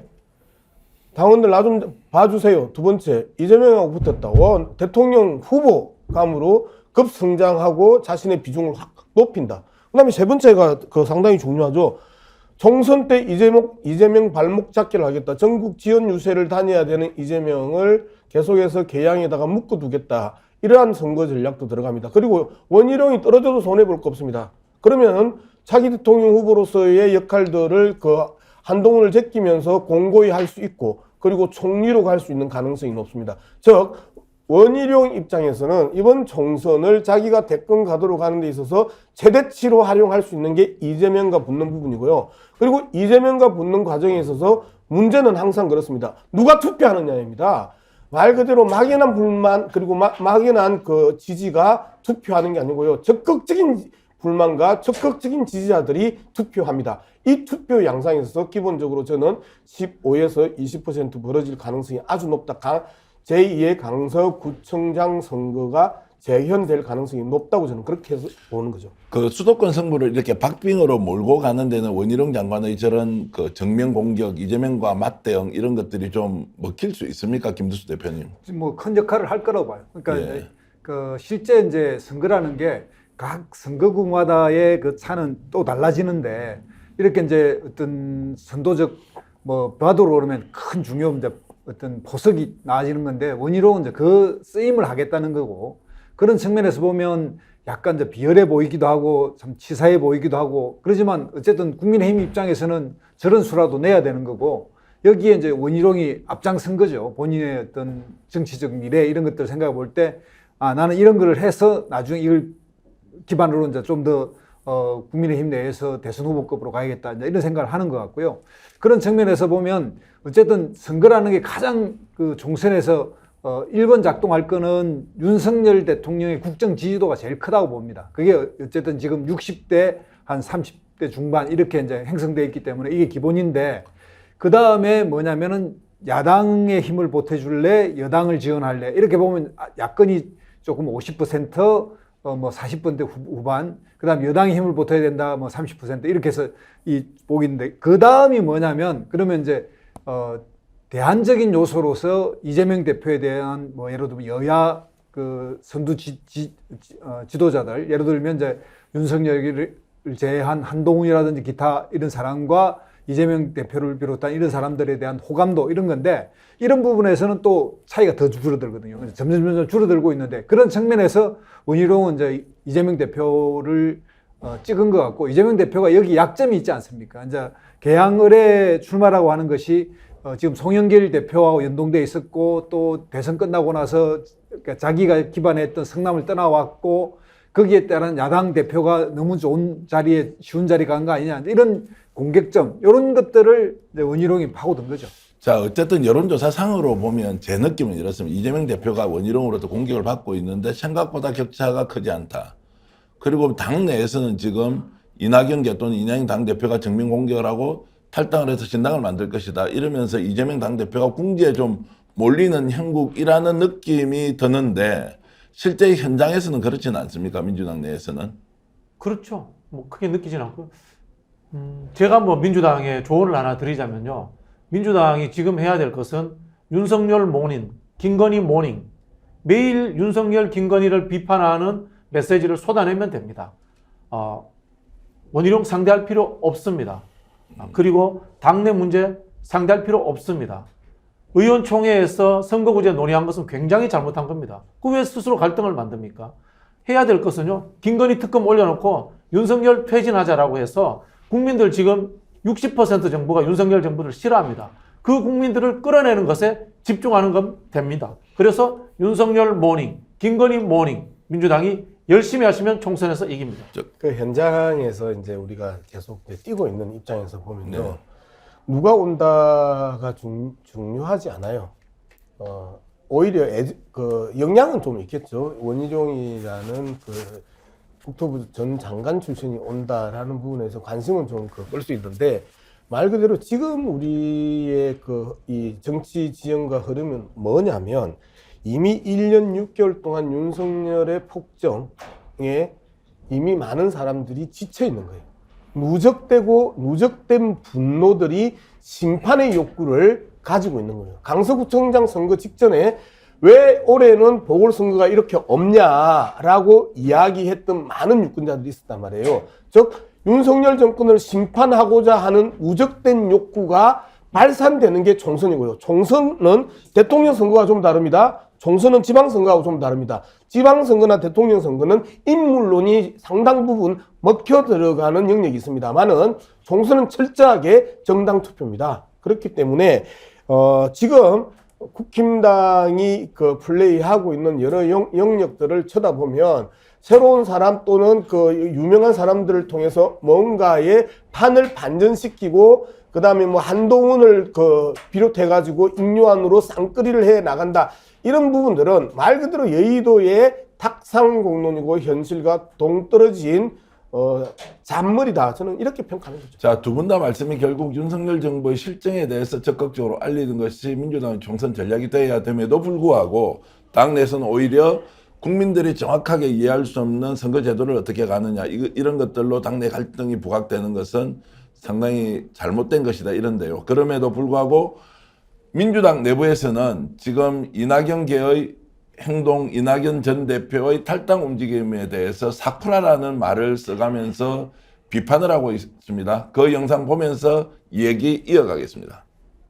대한민국에서 전두환 노태우 시절의 민한당 이후에 안철수 손학규로 이어졌던 일종의 정통야당과 다른 사쿠라 노선인데 성공한 적이 없습니다. 원칙과 상식이라고 이름되어 있는 그 내분보다 이낙연 대표의 최근 신당론이 100배 더 문제라고 봅니다. 그간 총리와 당대표를 지난 것은 뭔가라고 정말 어리둥절해지는 자기 혼선이고 이재명 대표하고 경선을 해서 진 분 아닙니까? 이거 그냥 사실상 경선 불복이다.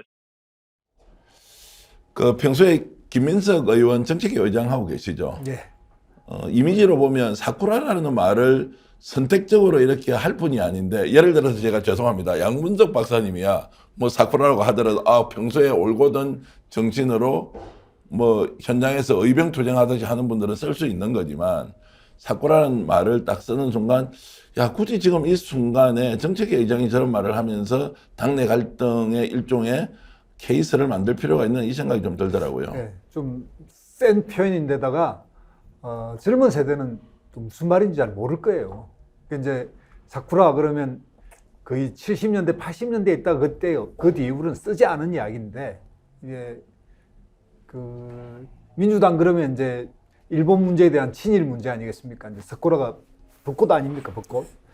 근데 벚꽃을 쓴다는 거는 이제 말하자면 이제 친일 부역자 이제 이런 의미로 쓰이는 것처럼 야당에서는 이제 가짜 야당을 뜻할 때 이 노선을 이야기하고 전통 투쟁 선명 민주당과 아닌 이런 걸 이제 사쿠라 노선이라고 하는데, 이런 이야기가 나오기 전에 이제 저는 민주당 지도부와 민주당 특히 이재명 대표는 좀 자신을 돌아볼 필요가 있다고 생각합니다. 그러니까 이낙연 대표의 어떤 행보나 말 이런 거에 현재 불만이 있을 수 있으나 당 대표라면 그 전에 사전에 관리했어야 되고 포용했어야 되고 만나야 하고 충분히 이런 이야기 안 나오게끔 해야 되거든요. 총선 승리의 제1요소는 뭐냐면 분당을 방지하는 겁니다. 두 번째로는 반사 이익을 상대한테 안 주는 거고, 세 번째는 본인이 할 수 있는 것이 최대한 혁신해내는 건데, 첫 번째 요소인 분당을 방지해내는 일에서 분당적 요소가 지금 나타나고 있지 않습니까?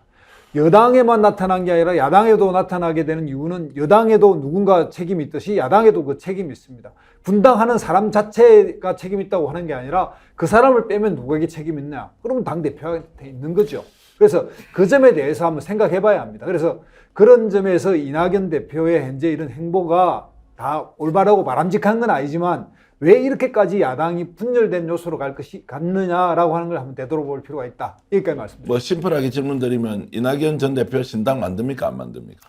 지금 형태로는 만들기가 좀 어려워요. 사실 여러 가지 조건에서 어려운데, 그럼에도 불구하고 이런 상태가 계속된다면 가능성이 점점 높아지고 있다고 봅니다. 제가 이제 좀 박진영 부원장께 질문을 드리고 싶은 것은 이낙연 전 대표가 뭐 이재명 대표와 경쟁을 하는 건 좋은데 왜 당내에서 혁신 경쟁을 한다든지 정말 국민들이 지금 윤석열 정부가 제대로 싸우지 않는 민주당이 비판을 하는 것을 정말 깃발을 들고 호남 출신으로서 대선 주자로서 전면전을 선언하면서 이재명을 따를래 아니면 나 이낙연을 따를래 이렇게 가면 오히려 당내에서 이 갈등이나 경쟁이 매우 긍정적인 방향으로 전개될 수 있는데 가장 놀랐던 장면이 이준석을 만나고 이준석과 함께 할 수도 있다는 것처럼 하니 이분은 전직 국무총리 문재인 정부 때 호남의 상징 그리고 전민주당 대표 이것은 이낙연 대표가 지금 하는 행보가 이준석 전 대표가 어쩔 수 없이 신당을 만드는 것과 완전히 다른 국면인데 이것은 전략적 전술적 실패다라는 생각이 들던데 어떻게 보십니까?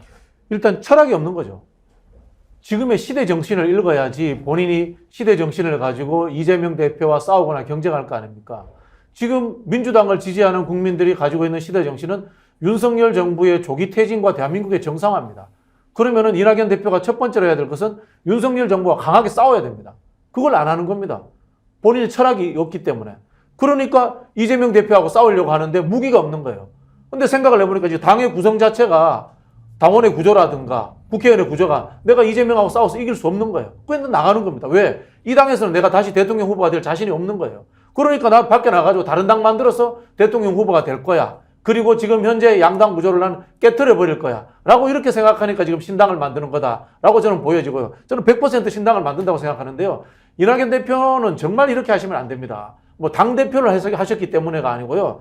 최근에 문재인 대통령이 민주당 경남도당에 500만 원의 특별 당비를 냈습니다. 문재인 대통령이 민주당에 계속 남아서 어른으로서 민주당을 지키겠다는 뜻입니다. 이낙연 전 대표가요, 그전에 무슨 대권주자였습니까? 의미 있는 중진 정치인이 아니었습니다. 문재인 대통령에 의해서 픽업돼가지고 총리가 됨으로 인해가지고 대권주자 반열까지 올라간 겁니다. 지금 문재인 대통령과의 상의 없이 문재인 대통령이 민주당을 끝까지 지키겠다고 하는데 문재인 대통령을 버리고 민주당으로 나간다는 것은 문재인 대통령을 배신하는 정치인 겁니다. 그렇기 때문에 사쿠라라는 표현을 듣게 되는 거예요. 이낙연 전 대표의 이제 발언 중에 제가 좀 또 놀랐던 것은 이재명 사법 리스크를 드러내놓고 얘기를 합니다. 네. 이재명은 문제가 있다. 법적으로 저걸 안고 우리는 총선할 수 없다. 이것도 어떻게 생각하면 단면을 잘라서 보면 맞는 말이지만 종합적으로 보면 결국 윤석열 대통령 또는 검찰 정권이 이재명 당대표 수사를 매우 부당하고 그다음에 불법적으로 하고 있다는 거를 묵인해주고 받아들이고 오히려 이재명 그래서 수사받고 있으니까 총선 실패한다. 이것도 전략 전술적 측면에서 매우 오판하고 있는 거 아니냐 이런 생각이 사실 들더라고요. 오판은 다 오판이지 그 부분만 오판이겠습니까? 예. 자, 혁신 경쟁해야 된다고 이야기하고 자기가 귀국한 지 그 4, 5개월 동안에 더불어민주당에게 수없이 요구했으나 아무것도 바뀌지 않았다 이야기하면서 했던 대표적인 표현이 두 개가 있죠. 하나는 도덕적 감수성이라는 이야기를 했고요. 또 하나는 당내 민주주의 억압이라는 이야기를 했는데 도덕적 감수성이 지금 말씀하셨던 그 내용이잖아요.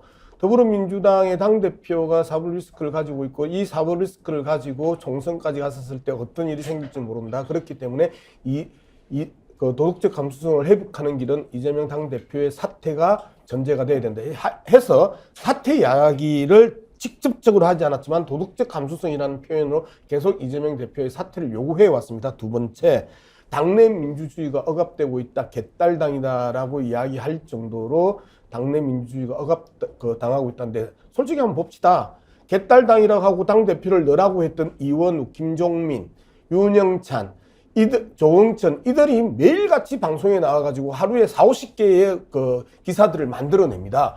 이들이 열린 입들, 이게 당내 민주주의가 억압되면 가능한 일인가요? 바로 이러한 부분에 대해서 말도 안 되는 그 지적질을 하면서 더불어민주당을 계속해서 안에서 공격하는 행태를 보였단 말이에요.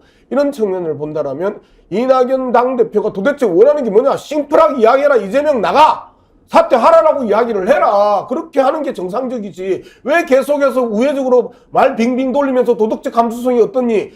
넘쳐서 너무 활성화돼서 불편한 당내 민주주의 이 부분을 당내 민주주의가 억압돼 있다고 정반대의 이야기를 하는 건 도대체 뭐냐라는 거예요. 그리고 저는 신당 만든다고 하는 박진영 부원장 이야기에 동의합니다. 왜? 더 이상 더불어민주당 내에서 대통령 후보가 될 가능성이 없습니다. 나이도 있고 마지막 도전이라고 이낙연 전 총리는 생각하기 때문에, 그러면 당 만들어서 나가서 여기에서 원내 정당 만들고 다시 민주당하고 통합하는 이러한 그림을 혼자서 그리고 있을 가능성이 높다. 그렇기 때문에 마지막 도전이기 때문에 신당 가는 게 필연이다. 저는 그렇게 보는 겁니다. 자, 이낙연 당대표의 행보에 대한 평가는 일단 차치하고, 이낙연 당대표와 이준석 국힘 전 대표 간에 신당을 함께 만들 수 있다고 보십니까?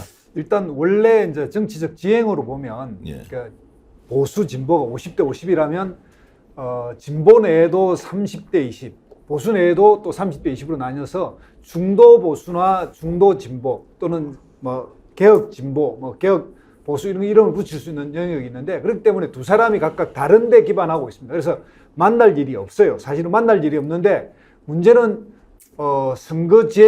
선거법을 병립형으로 만들어 버린다면, 만약에 신당을 창당하기로 결심한 이상, 그리고 그렇게 해서 시작한 이상 제3당 부분이 다 이렇게 싸그리 죽게 생기면 그들이 뭉칠 수밖에 없고, 그런 측면에서 아까도 말씀드렸지만 선거법을 병립형으로 만들면 두 당만의 싸움이기 때문에 살아남으려고 하는 결사적인 어떤 흐름은 서로 만나서 뭉칠 수밖에 없거든요. 그래서 초안지가 삼국지로 바뀌어버린다는 것은 바로 이렇게 병립형으로 바꾸는 시도, 즉 기득권 양당의 야합이라고 하는 프레임이 씌워지고 거기에 대항하려면 제3세력은 다 뭉친다. 이런 측면에서 이준석과 이낙연이 모일 가능성이 있다. 제가 비유를 하자면 이제 여야 간의 공격과 수비, 또 수비와 공격이 막 반복되면서 지금 현재 상황으로 보면 국민의힘이나 민주당이나 내부 갈등 똑같이 있고, 누가 총선 주도할 것이냐, 신당을 만드느냐 마느냐, 이제 이런 것들이 공통적으로 있는 것 같은데, 박진영 부원장께 여쭤보면, 자, 이거 제가 잘못 보고 있는 겁니까? 현상적으로 맞지만 본질적으로는 내년 총선이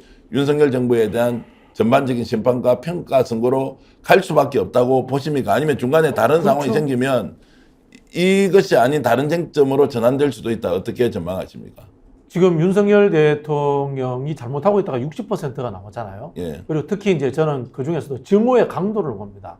55% 정도가 윤석열 정부가 정말 잘못하고 있다. 이렇게 나오고 있습니다. 그 정권 심판론이 메인 이슈가 될 수밖에 없습니다. 그래서 제가 민주당한테도 늘 조언을 드리는 것이, 국민들이 정말 싫어하고 있다는 것은 그만하라는 뜻이에요. 그럼 윤석열 정부도 그 정부 그만하라는 이야기를 민주당이 끄집어내야지만이 국민들이 희망을 갖고 더 붙는 거예요. 그런 부분에서 다른 이슈가 생긴다 가능성은 저는 거의 없다, 이렇게 보고 있고요.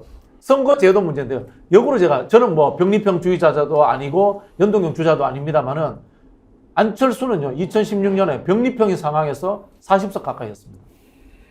자, 그건 뭐냐면요, 새로운 정치를 만들어낼 수 있는 영역을 양쪽으로 걷어차면서 나갈 수 있는 힘이 있는 집단들은 병립형이냐 연동형이냐 관계없이 치고 나갈 수 있는 거예요. 근데 지금의 이 정치하겠다는 사람들은 제도의 허점을 이용해가지고 틈새를 밝힌다고 하니까 자신의 철학이 뭔지, 또는 윤석열 정부 어떻게 강력하게 싸울 것인지 그거에 대해서 제대로 이야기하지 못하는 거예요. 예를 들면요, 이렇습니다. 앞에서 제가 이낙연 대표가 만든 지지율이라는 것이 문재인 대통령의 지지율에 업어서 만들어진 거라고 했지 않습니까? 조국 신당 생기고 이낙연 신당 생긴다고 칩시다. 문재인 대통령 지지하는 비명들이 민주당이 싫어서 다른 데 찍는다고 칩시다.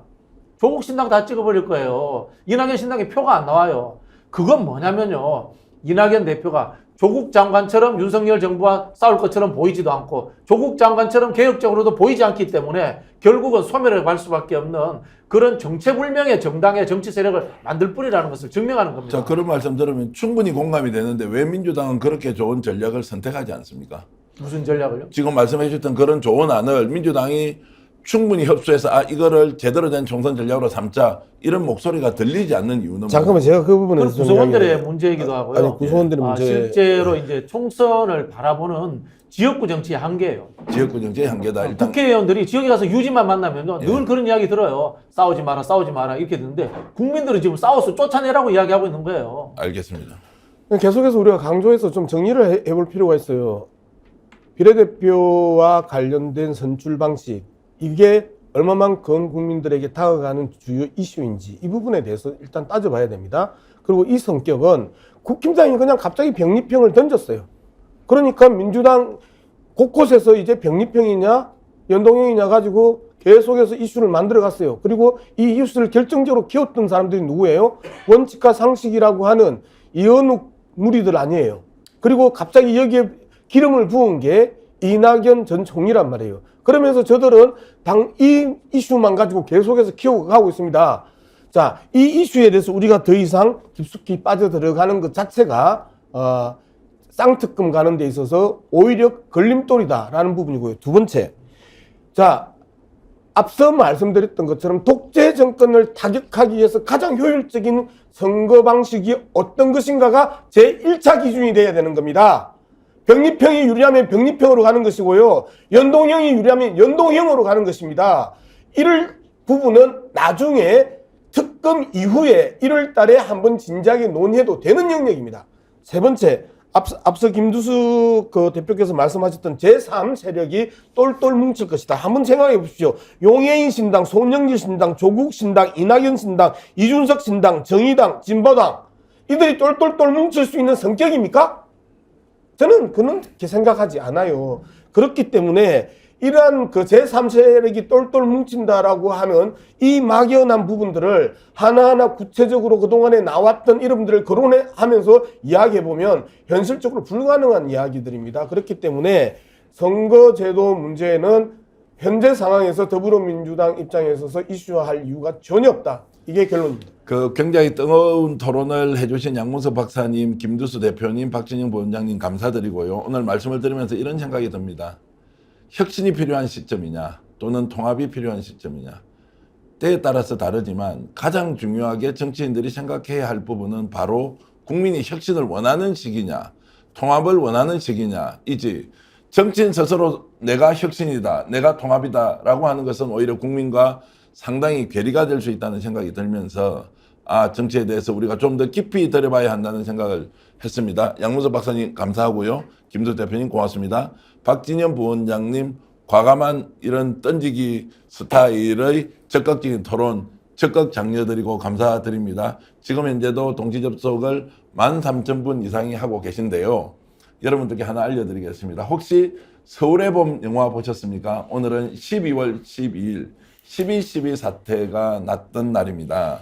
지금 716만 명이 영화를 봤고 세 분 다 보셨는지 모르겠습니다. 저는 안 봤습니다. 예, 그래서 오늘은 특별히 김종대 전 의원 최근에 12.12와 관련된 토론에서 조회수가 100만 회가 넘었고요. 오늘 여러분들과 함께 김종대 의원을 모시고 12.12와 서울의 봄 전두광, 전두환이죠.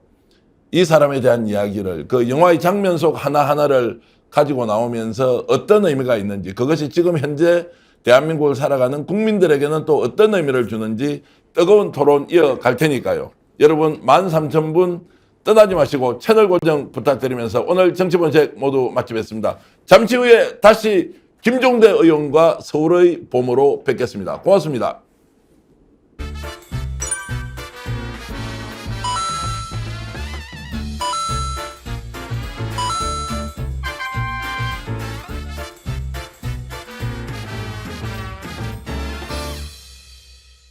김소형 쌍화골드 쌍화차가 그리운 예전입니다. 이럴 때는 김소형 쌍화골드 한 박스 사면은 또 한 박스 준다는 거야. 야, 이런 엄청난 폭탄 이벤트. 그렇죠. 네, 따뜻한 쌍화차 드시고 건강하시기 바라겠습니다. 혹시 지인에게 묻지마식으로 가입하신 건 아닌가요? 보험에도 점검이 필요합니다. 요즘 경기가 어려워서 보험료 내는 것도 부담스럽죠? 건강보험도 자동차 보험도 나에게 맞춤 보장. 믿을 수 있는 보험 전문가들. 믿을 수 있다 더 착한 보험.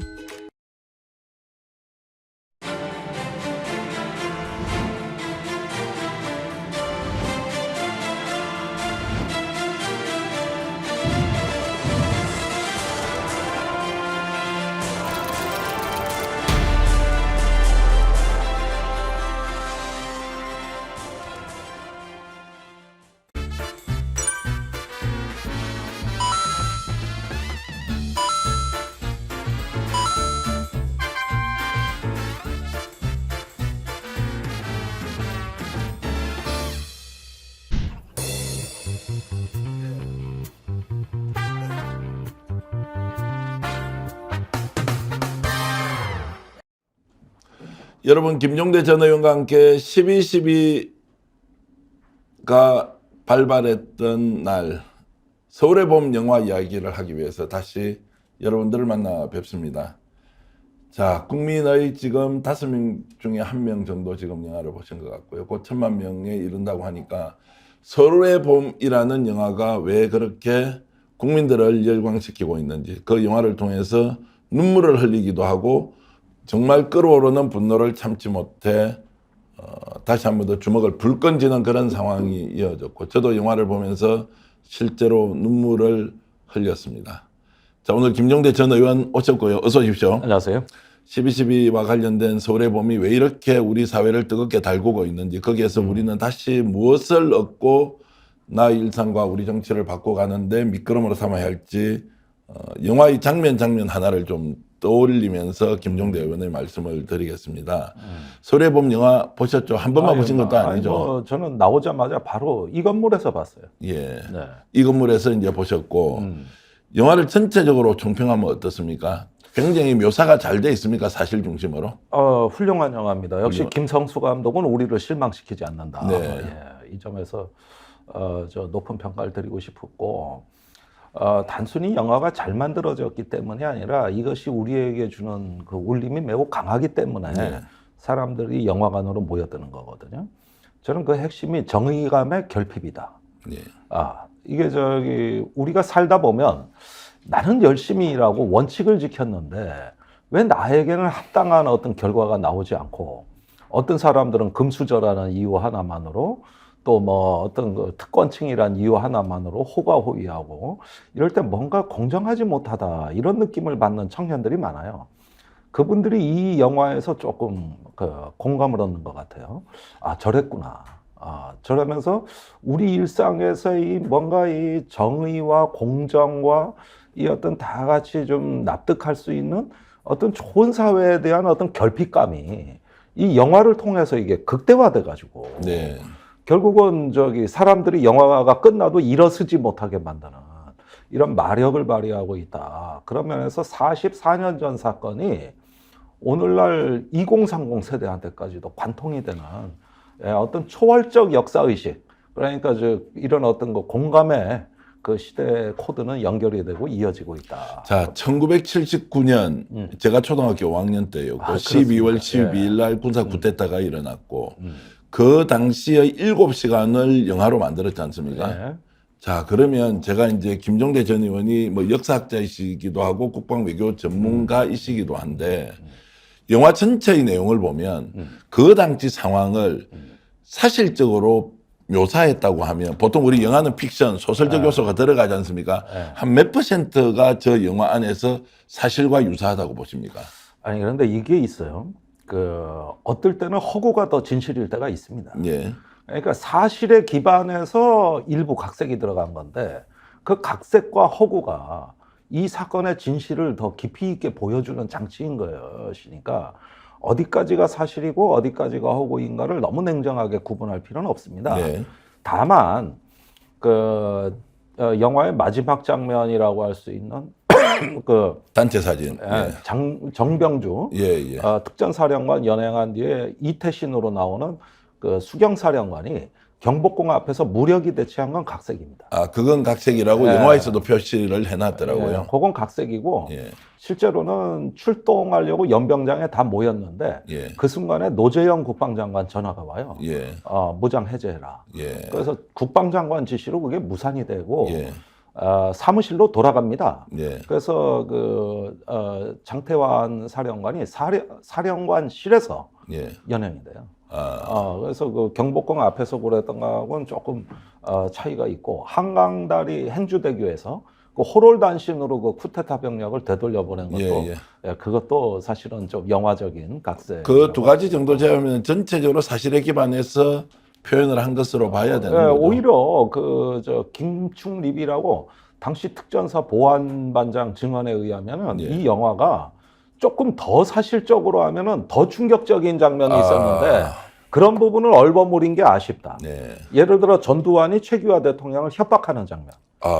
거기에 협박의 논리가 있었거든요. 예, 예. 그런 부분 좀 구체적으로 예를 들자면 뭐 돈을 먹었습니다. 김재규하고 내통을 했습니다. 각하 그래도 제가 안 하실 겁니까? 이러면서 막 압박하는. 자, 그 말씀 들으면 그 정도입니까? 아니면 실제로 군인들을 데리고 와서 최규하 대통령 그렇죠. 앞에서 했던 그것은 네. 훨씬 더 강압적이었다고 이렇게 생각해도 그렇죠. 됩니다. 그러니까 이 사건에서 눈여겨 보셔야 되는 것은 이 신군부의 그 반란의 성공 비결은 전 세 가지라고 봐요. 예. 첫째는 수사권입니다. 누가 뭐래도 수사권이에요. 두 번째는 정보력이에요. 세 번째가 연줄입니다. 연줄. 끈끈한 인맥. 그런데 수사권이라는 것이 매개가 돼가지고 대통령한테 가서 정승화 계엄사령관이 김재규하고 내통하고 내라는 뭐에 가담자라고 막 들이미는 이 부분이 수사 책임자로서의 저는 윤석열 검찰총장을 연상시키는 네. 난 거기서 딱 그렇게 대접을 받는데 어쨌든 이 부분이 최규하한테 압박되는 장면은 좀 묘사가 미흡했어요. 미흡했다. 예. 오히려 더 사실적으로 해도 이거 충분히 더 나왔던 부분이에요. 그 당시에 최규하 대통령이 재가를 했던 장면에 대한 혹시 역사적 정언이나 이런 사실들이 좀 있습니까? 그 네. 안에서 일어났던 일에 대한 것들. 최규하는 예. 죽을 때까지 침묵했습니다. 정작 최규하 대통령.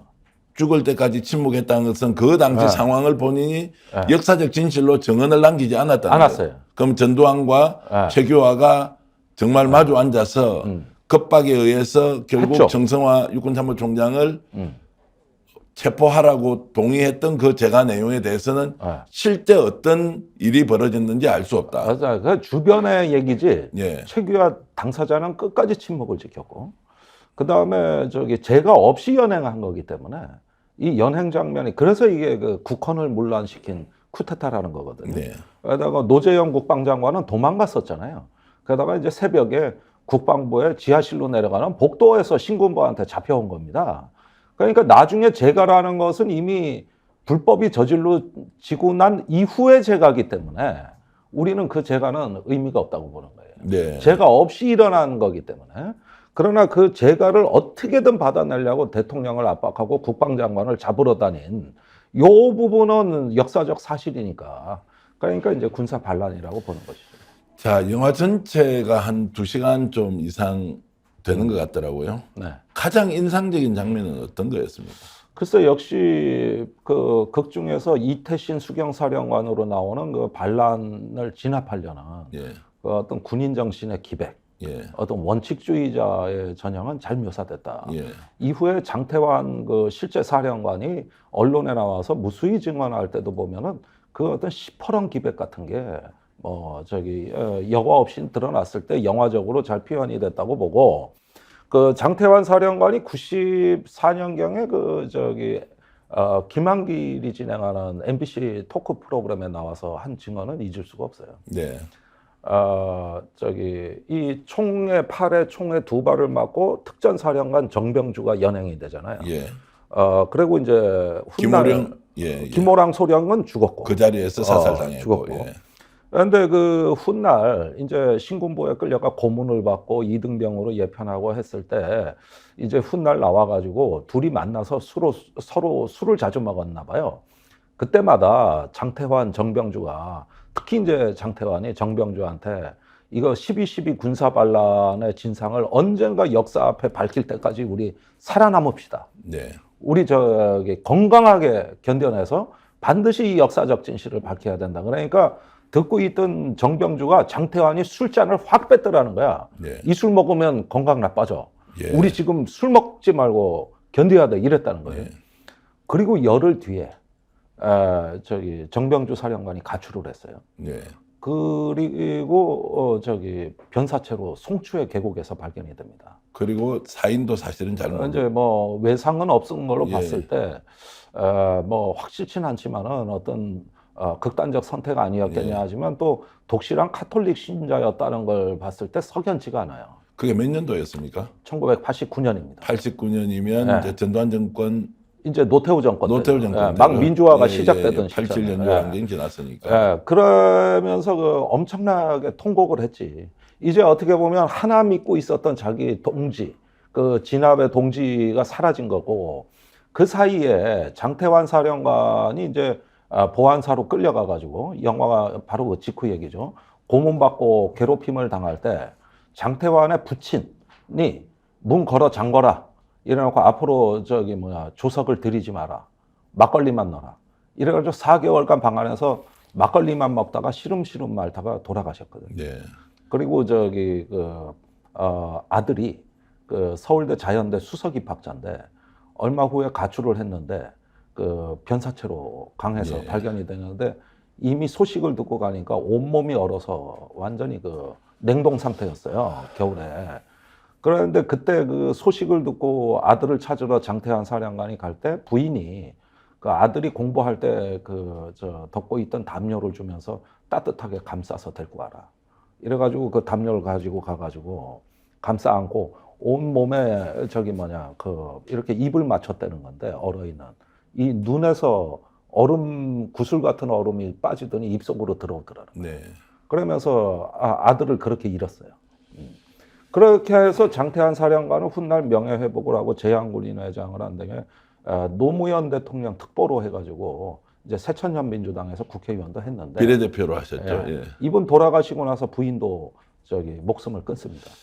그래서 한 가족이 이렇게 되고 또 정병주 사령관을 온몸으로 방어하던 김호랑 소령이 예. 권총 8발이 장전된 권총으로 저항을 하다가 이제 사살되지 않습니까? 예. 그 사살을 한 사람이 또 친형제 같이 지내던 박종규 중령이에요. 예. 하나회 쪽. 하나회 출신이죠. 예.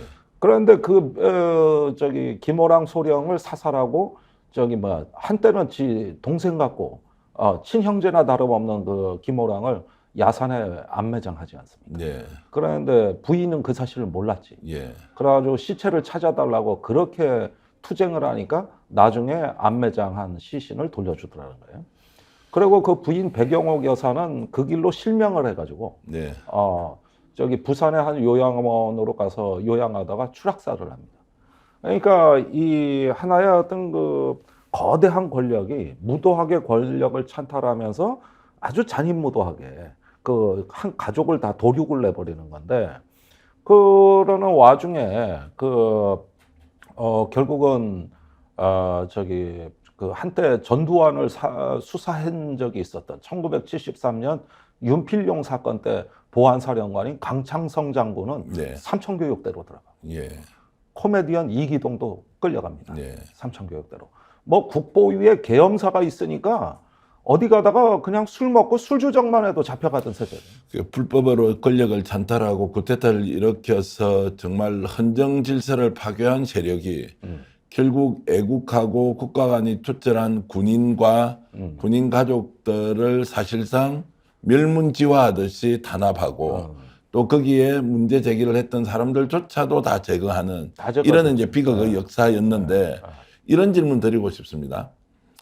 좋은 정신으로 바르고 정의롭게 사는 사람이 결과적으로 손해를 받고 그렇지 않은 세력은 오히려 특세해서 권력과 탐욕을 마음대로 다 이렇게 획득하는 이런 이제 상황을 어떻게 이해해야 합니까? 아니, 이 사건은 말입니다.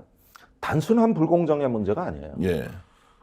전방에서 북한군을 지키라고 전방에 배치된 전투병력을 빼돌려서 국민이 나라 지키라고 먹여주고 입혀주고 총 쏴줬더니 그걸 가지고 그대로 쳐들어와 가지고 반란을 일으켰고, 그 전방에 전투병력을 빼돌린 사건이고, 그 여세를 몰아가지고 신군부가 이듬해 광주에 가가지고 그 총으로 시민들의 학살을 한 한국 현대사에서 필설로 묘사하기조차 어려운 전대미문의 비극을 발생시킨 사건입니다. 예. 단순히 그렇게 해가지고 누구는 손해보고 누구는 불이익 봤다 문제가 아니라 대한민국의 민주주의가 그저 심장에 치명타를 입은 사건이에요. 이 자체는 하나의 어떤 역사적으로 우리 국민들에게 그 12.12 이후에 벌어진 국보위 산하에서 모든 어떤 자유와 그 다음에 어떤 표현 또 여러 가지 어떤 시민적인 권리가 완전히 압살된, 말 그대로 이거는 역사의 가장 거대한 퇴행이자 추락이었던 겁니다. 그러니까 몇몇 사람들의 우리가 희생에 대해서 아파하지만 진짜 희생자는 국민들이었어요. 네. 4만 명의 국민이 삼청교육대 갔습니다. 6만 명이 영장 없이 체포됐고 그 중에 52명이 죽었어요. 의문사예요. 군대 내에서 가혹행위로. 그 재범 우려자 범법자들 잡아갔다 그러지만 36%가 전과가 없는 사람이었습니다. 또 48%가 초등학교 졸업이 학력이 전부였던 말 그대로 정말 힘없는 사람들 잡아가고 15살짜리 고등학생은 일 나간 엄마 퇴근하는 건 마중 나갔다가 잡혀가가지고 그대로 삼청교육대 갔어요. 경찰에 실적 채우기에 그 숫자에 걸려가지고 그래가지고 억울하게 끌려간 15살짜리 고등학교와 70노인도 있습니다. 그러니까 이거는 그 역사의 어떤 하나의 12.12라는 참변, 이 쿠데타를 겪어가지고 원칙을 지키던 군인들이 쓰러진 다음에는 그 다음들은 국민 차례였어요. 국민들이 직접 피를 흘리기 시작을 했던 거고 이 나라가 깜깜한 어둠 속으로 갔던 겁니다. 그러면서 이제 광주 5.18과 그 다음에 언론인 대량 해직과 기업의 강탈, 국제그룹이 그때 없어졌지 않습니까? 그 신군부가 기업까지 뺏었어요. 그 다음에 언론 통폐합이 이어졌고 삼청교육대가 있었던 거죠. 그러니까 이 어마어마한 비극을 생각하면은 정말 그 앞서서 비극적인 생애를 마친 진압하려던 외로운 군인들의 그 처연한 노력을 우리가 지켜주지 못한 결과 그 다음 순서는 국민이었다. 이렇게. 제 어릴 때 기억이 생생한 게 우리 동네에서도 나중에 알았지만 아주 착한 형이 한 사람 있었는데 어느 날 이분이 사라졌어요. 한참 뒤에 들었던 이야기는 삼청교육대 가서 세상을 떠났다는 거예요. 그때는 우리는 너무 이제 나이가 초등학교 5학년, 6학년 이럴 때니까 잘 몰랐는데 나중에 커서 역사 공부를 해보니까 결국 면 단위로 할당제가 되어가지고 강제로 잡아가서 결국 그 사람들을 삼청교육대 보냈던 그런 이제 잔인무도한 정권이 전두환이었는데 지금도 전두환을 전 대통령으로서 예우를 해야 한다는 정치인들이 있지 않습니까? 네. 그런 걸 보면 국민들이 그 당시에 헌정을 파괴하고 불법적으로 쿠데타를 일으킨 세력에 대해서 어떤 식으로 역사적 단죄를 해야 하는지를 보여줌에도 불구하고 지금 현재 특정한 정치인은 전두환을 칭송은 아니더라도 예우하고 전직 대통령으로 모셔야 한다 이제 이런 얘기를 하는 걸 보면 우리가 어떻게 좀 판단해요? 12.12가 반란이 아니라고 하는 사람이 지금 국방장관이에요. 네. 뭐라 그러냐? 12.12는 박정희 대통령 시해 이후에 권력의 공백기에서 나라를 구하려고 나온 불가피한 선택이었다. 지금 신원식 국방장관의 얘기예요. 네. 딴 사람도 아니고 국방장관입니다. 예. 군의 무력을 지휘 감독하는. 그리고 지금까지 그 정광훈 목사 집회에 간 사람 정치인들이 하는 얘기 보십시오. 특히 허화평 12.12는 쿠데타가 아니다. 그리고 전두환이 1988년 국회 증언에서 쿠데타가 아니라고 했던 논리를 답습하는데 뭐라 그럽니까?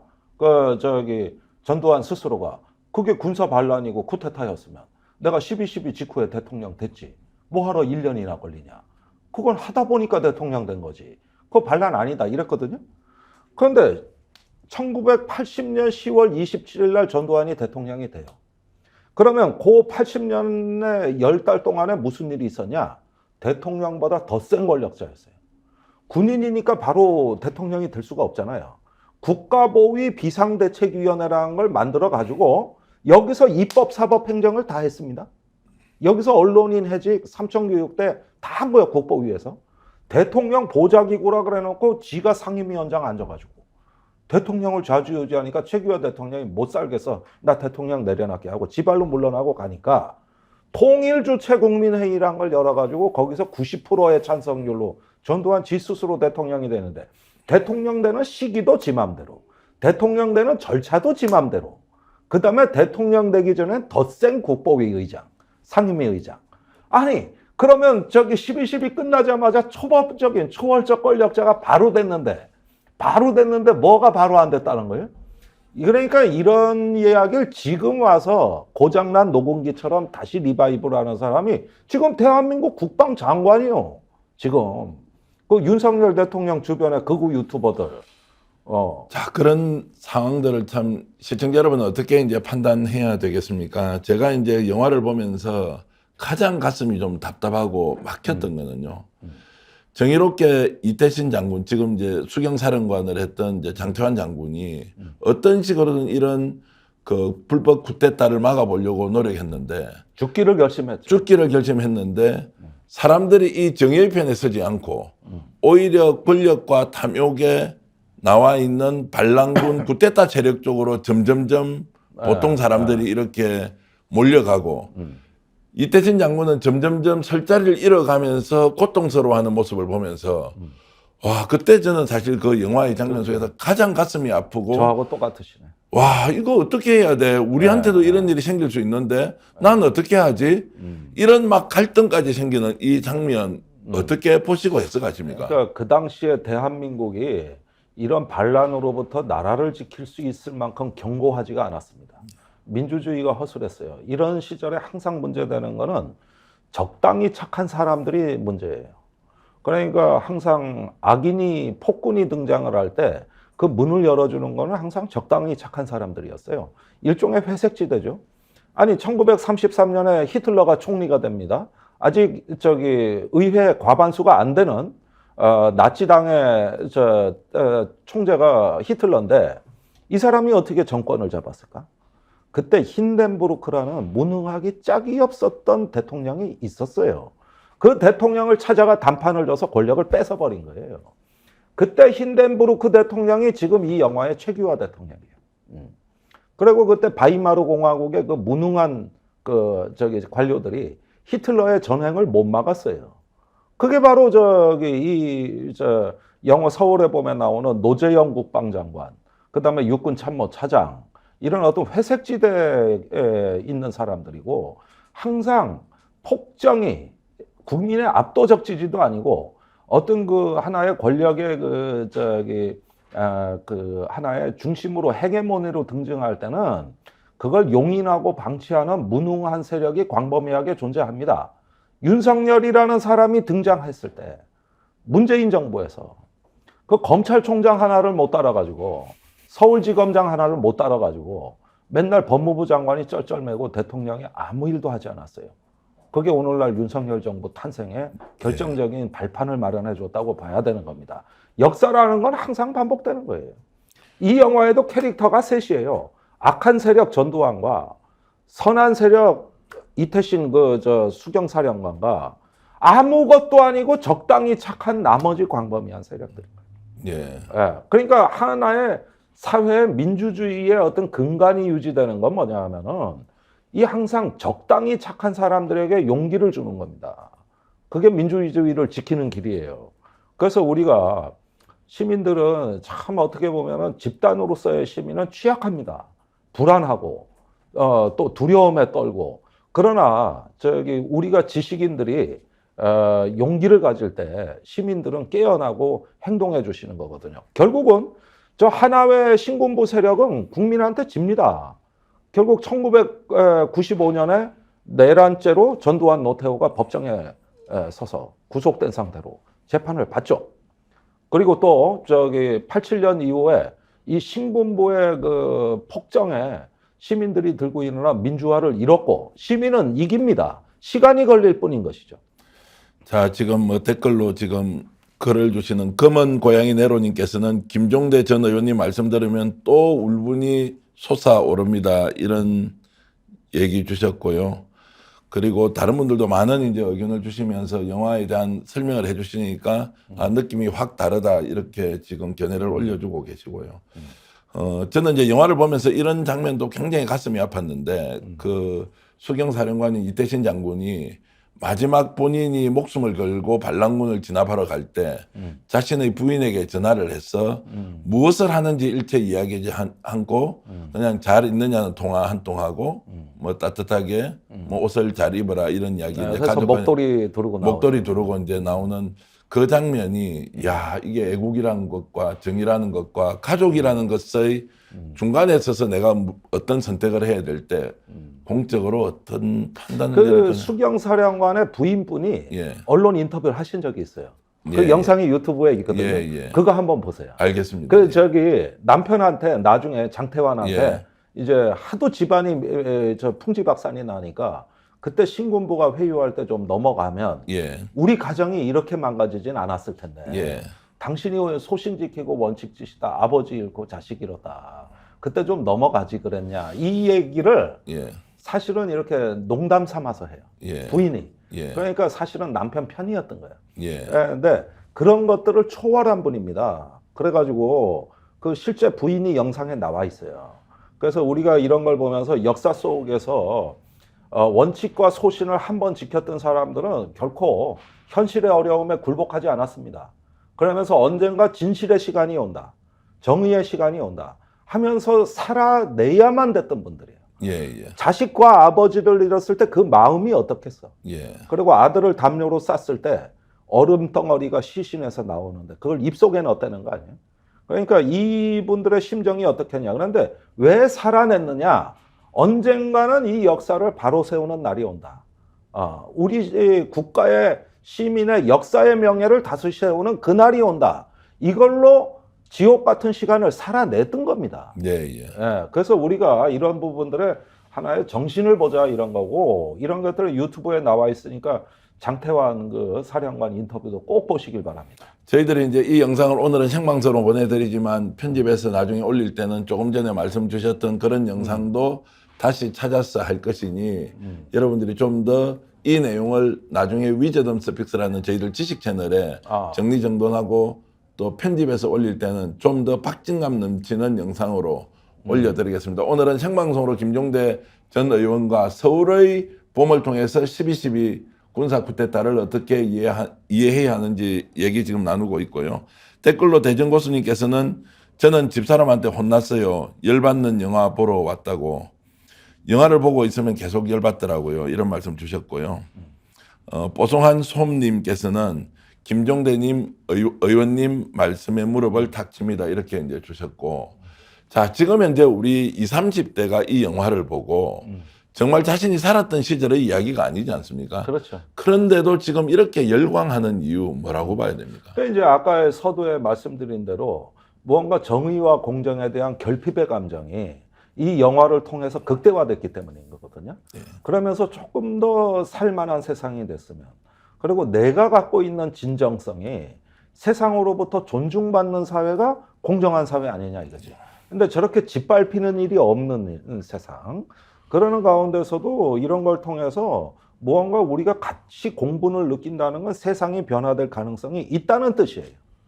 거기에 젊은 2030이 반응했다는 것은 희망인 거거든요. 예.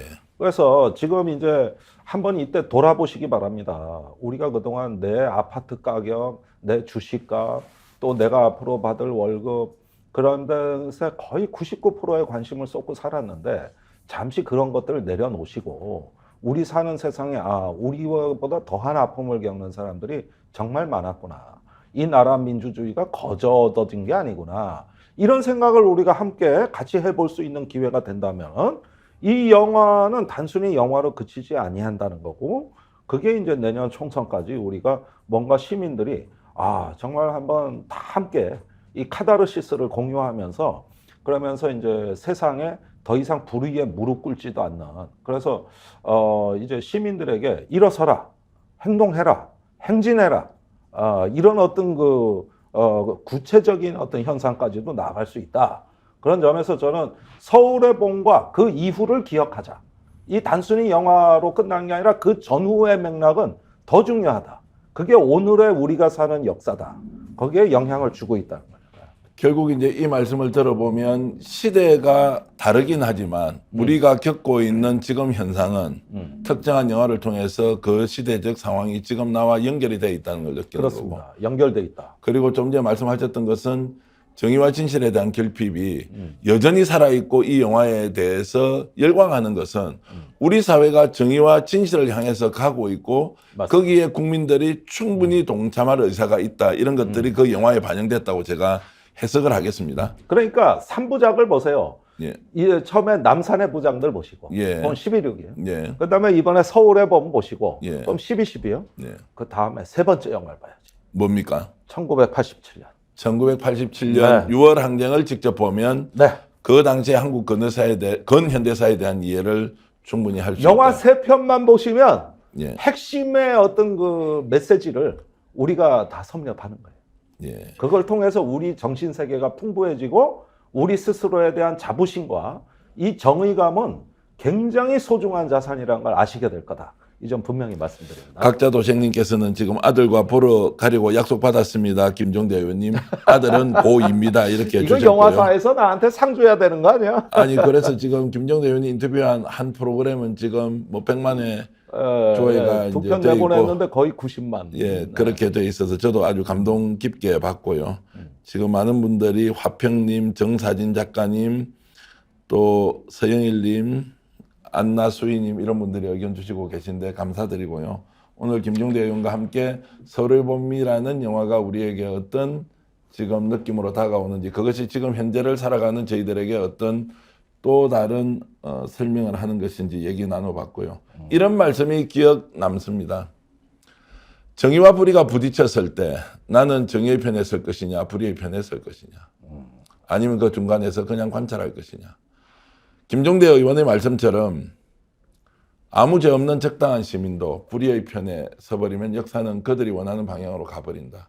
그러려면 이 세상을 이끌어가는 지도자는 관찰하고 있는 많은 시민들이 좀 더 성숙한 민주주의 의식과 좀 더 정의로운 역사 인식을 하면서 정의가 강물처럼 도도히 흐르는 나라를 만드는데 국민들이 함께 손잡고 갈 수 있도록 책임과 의무를 다해야 한다.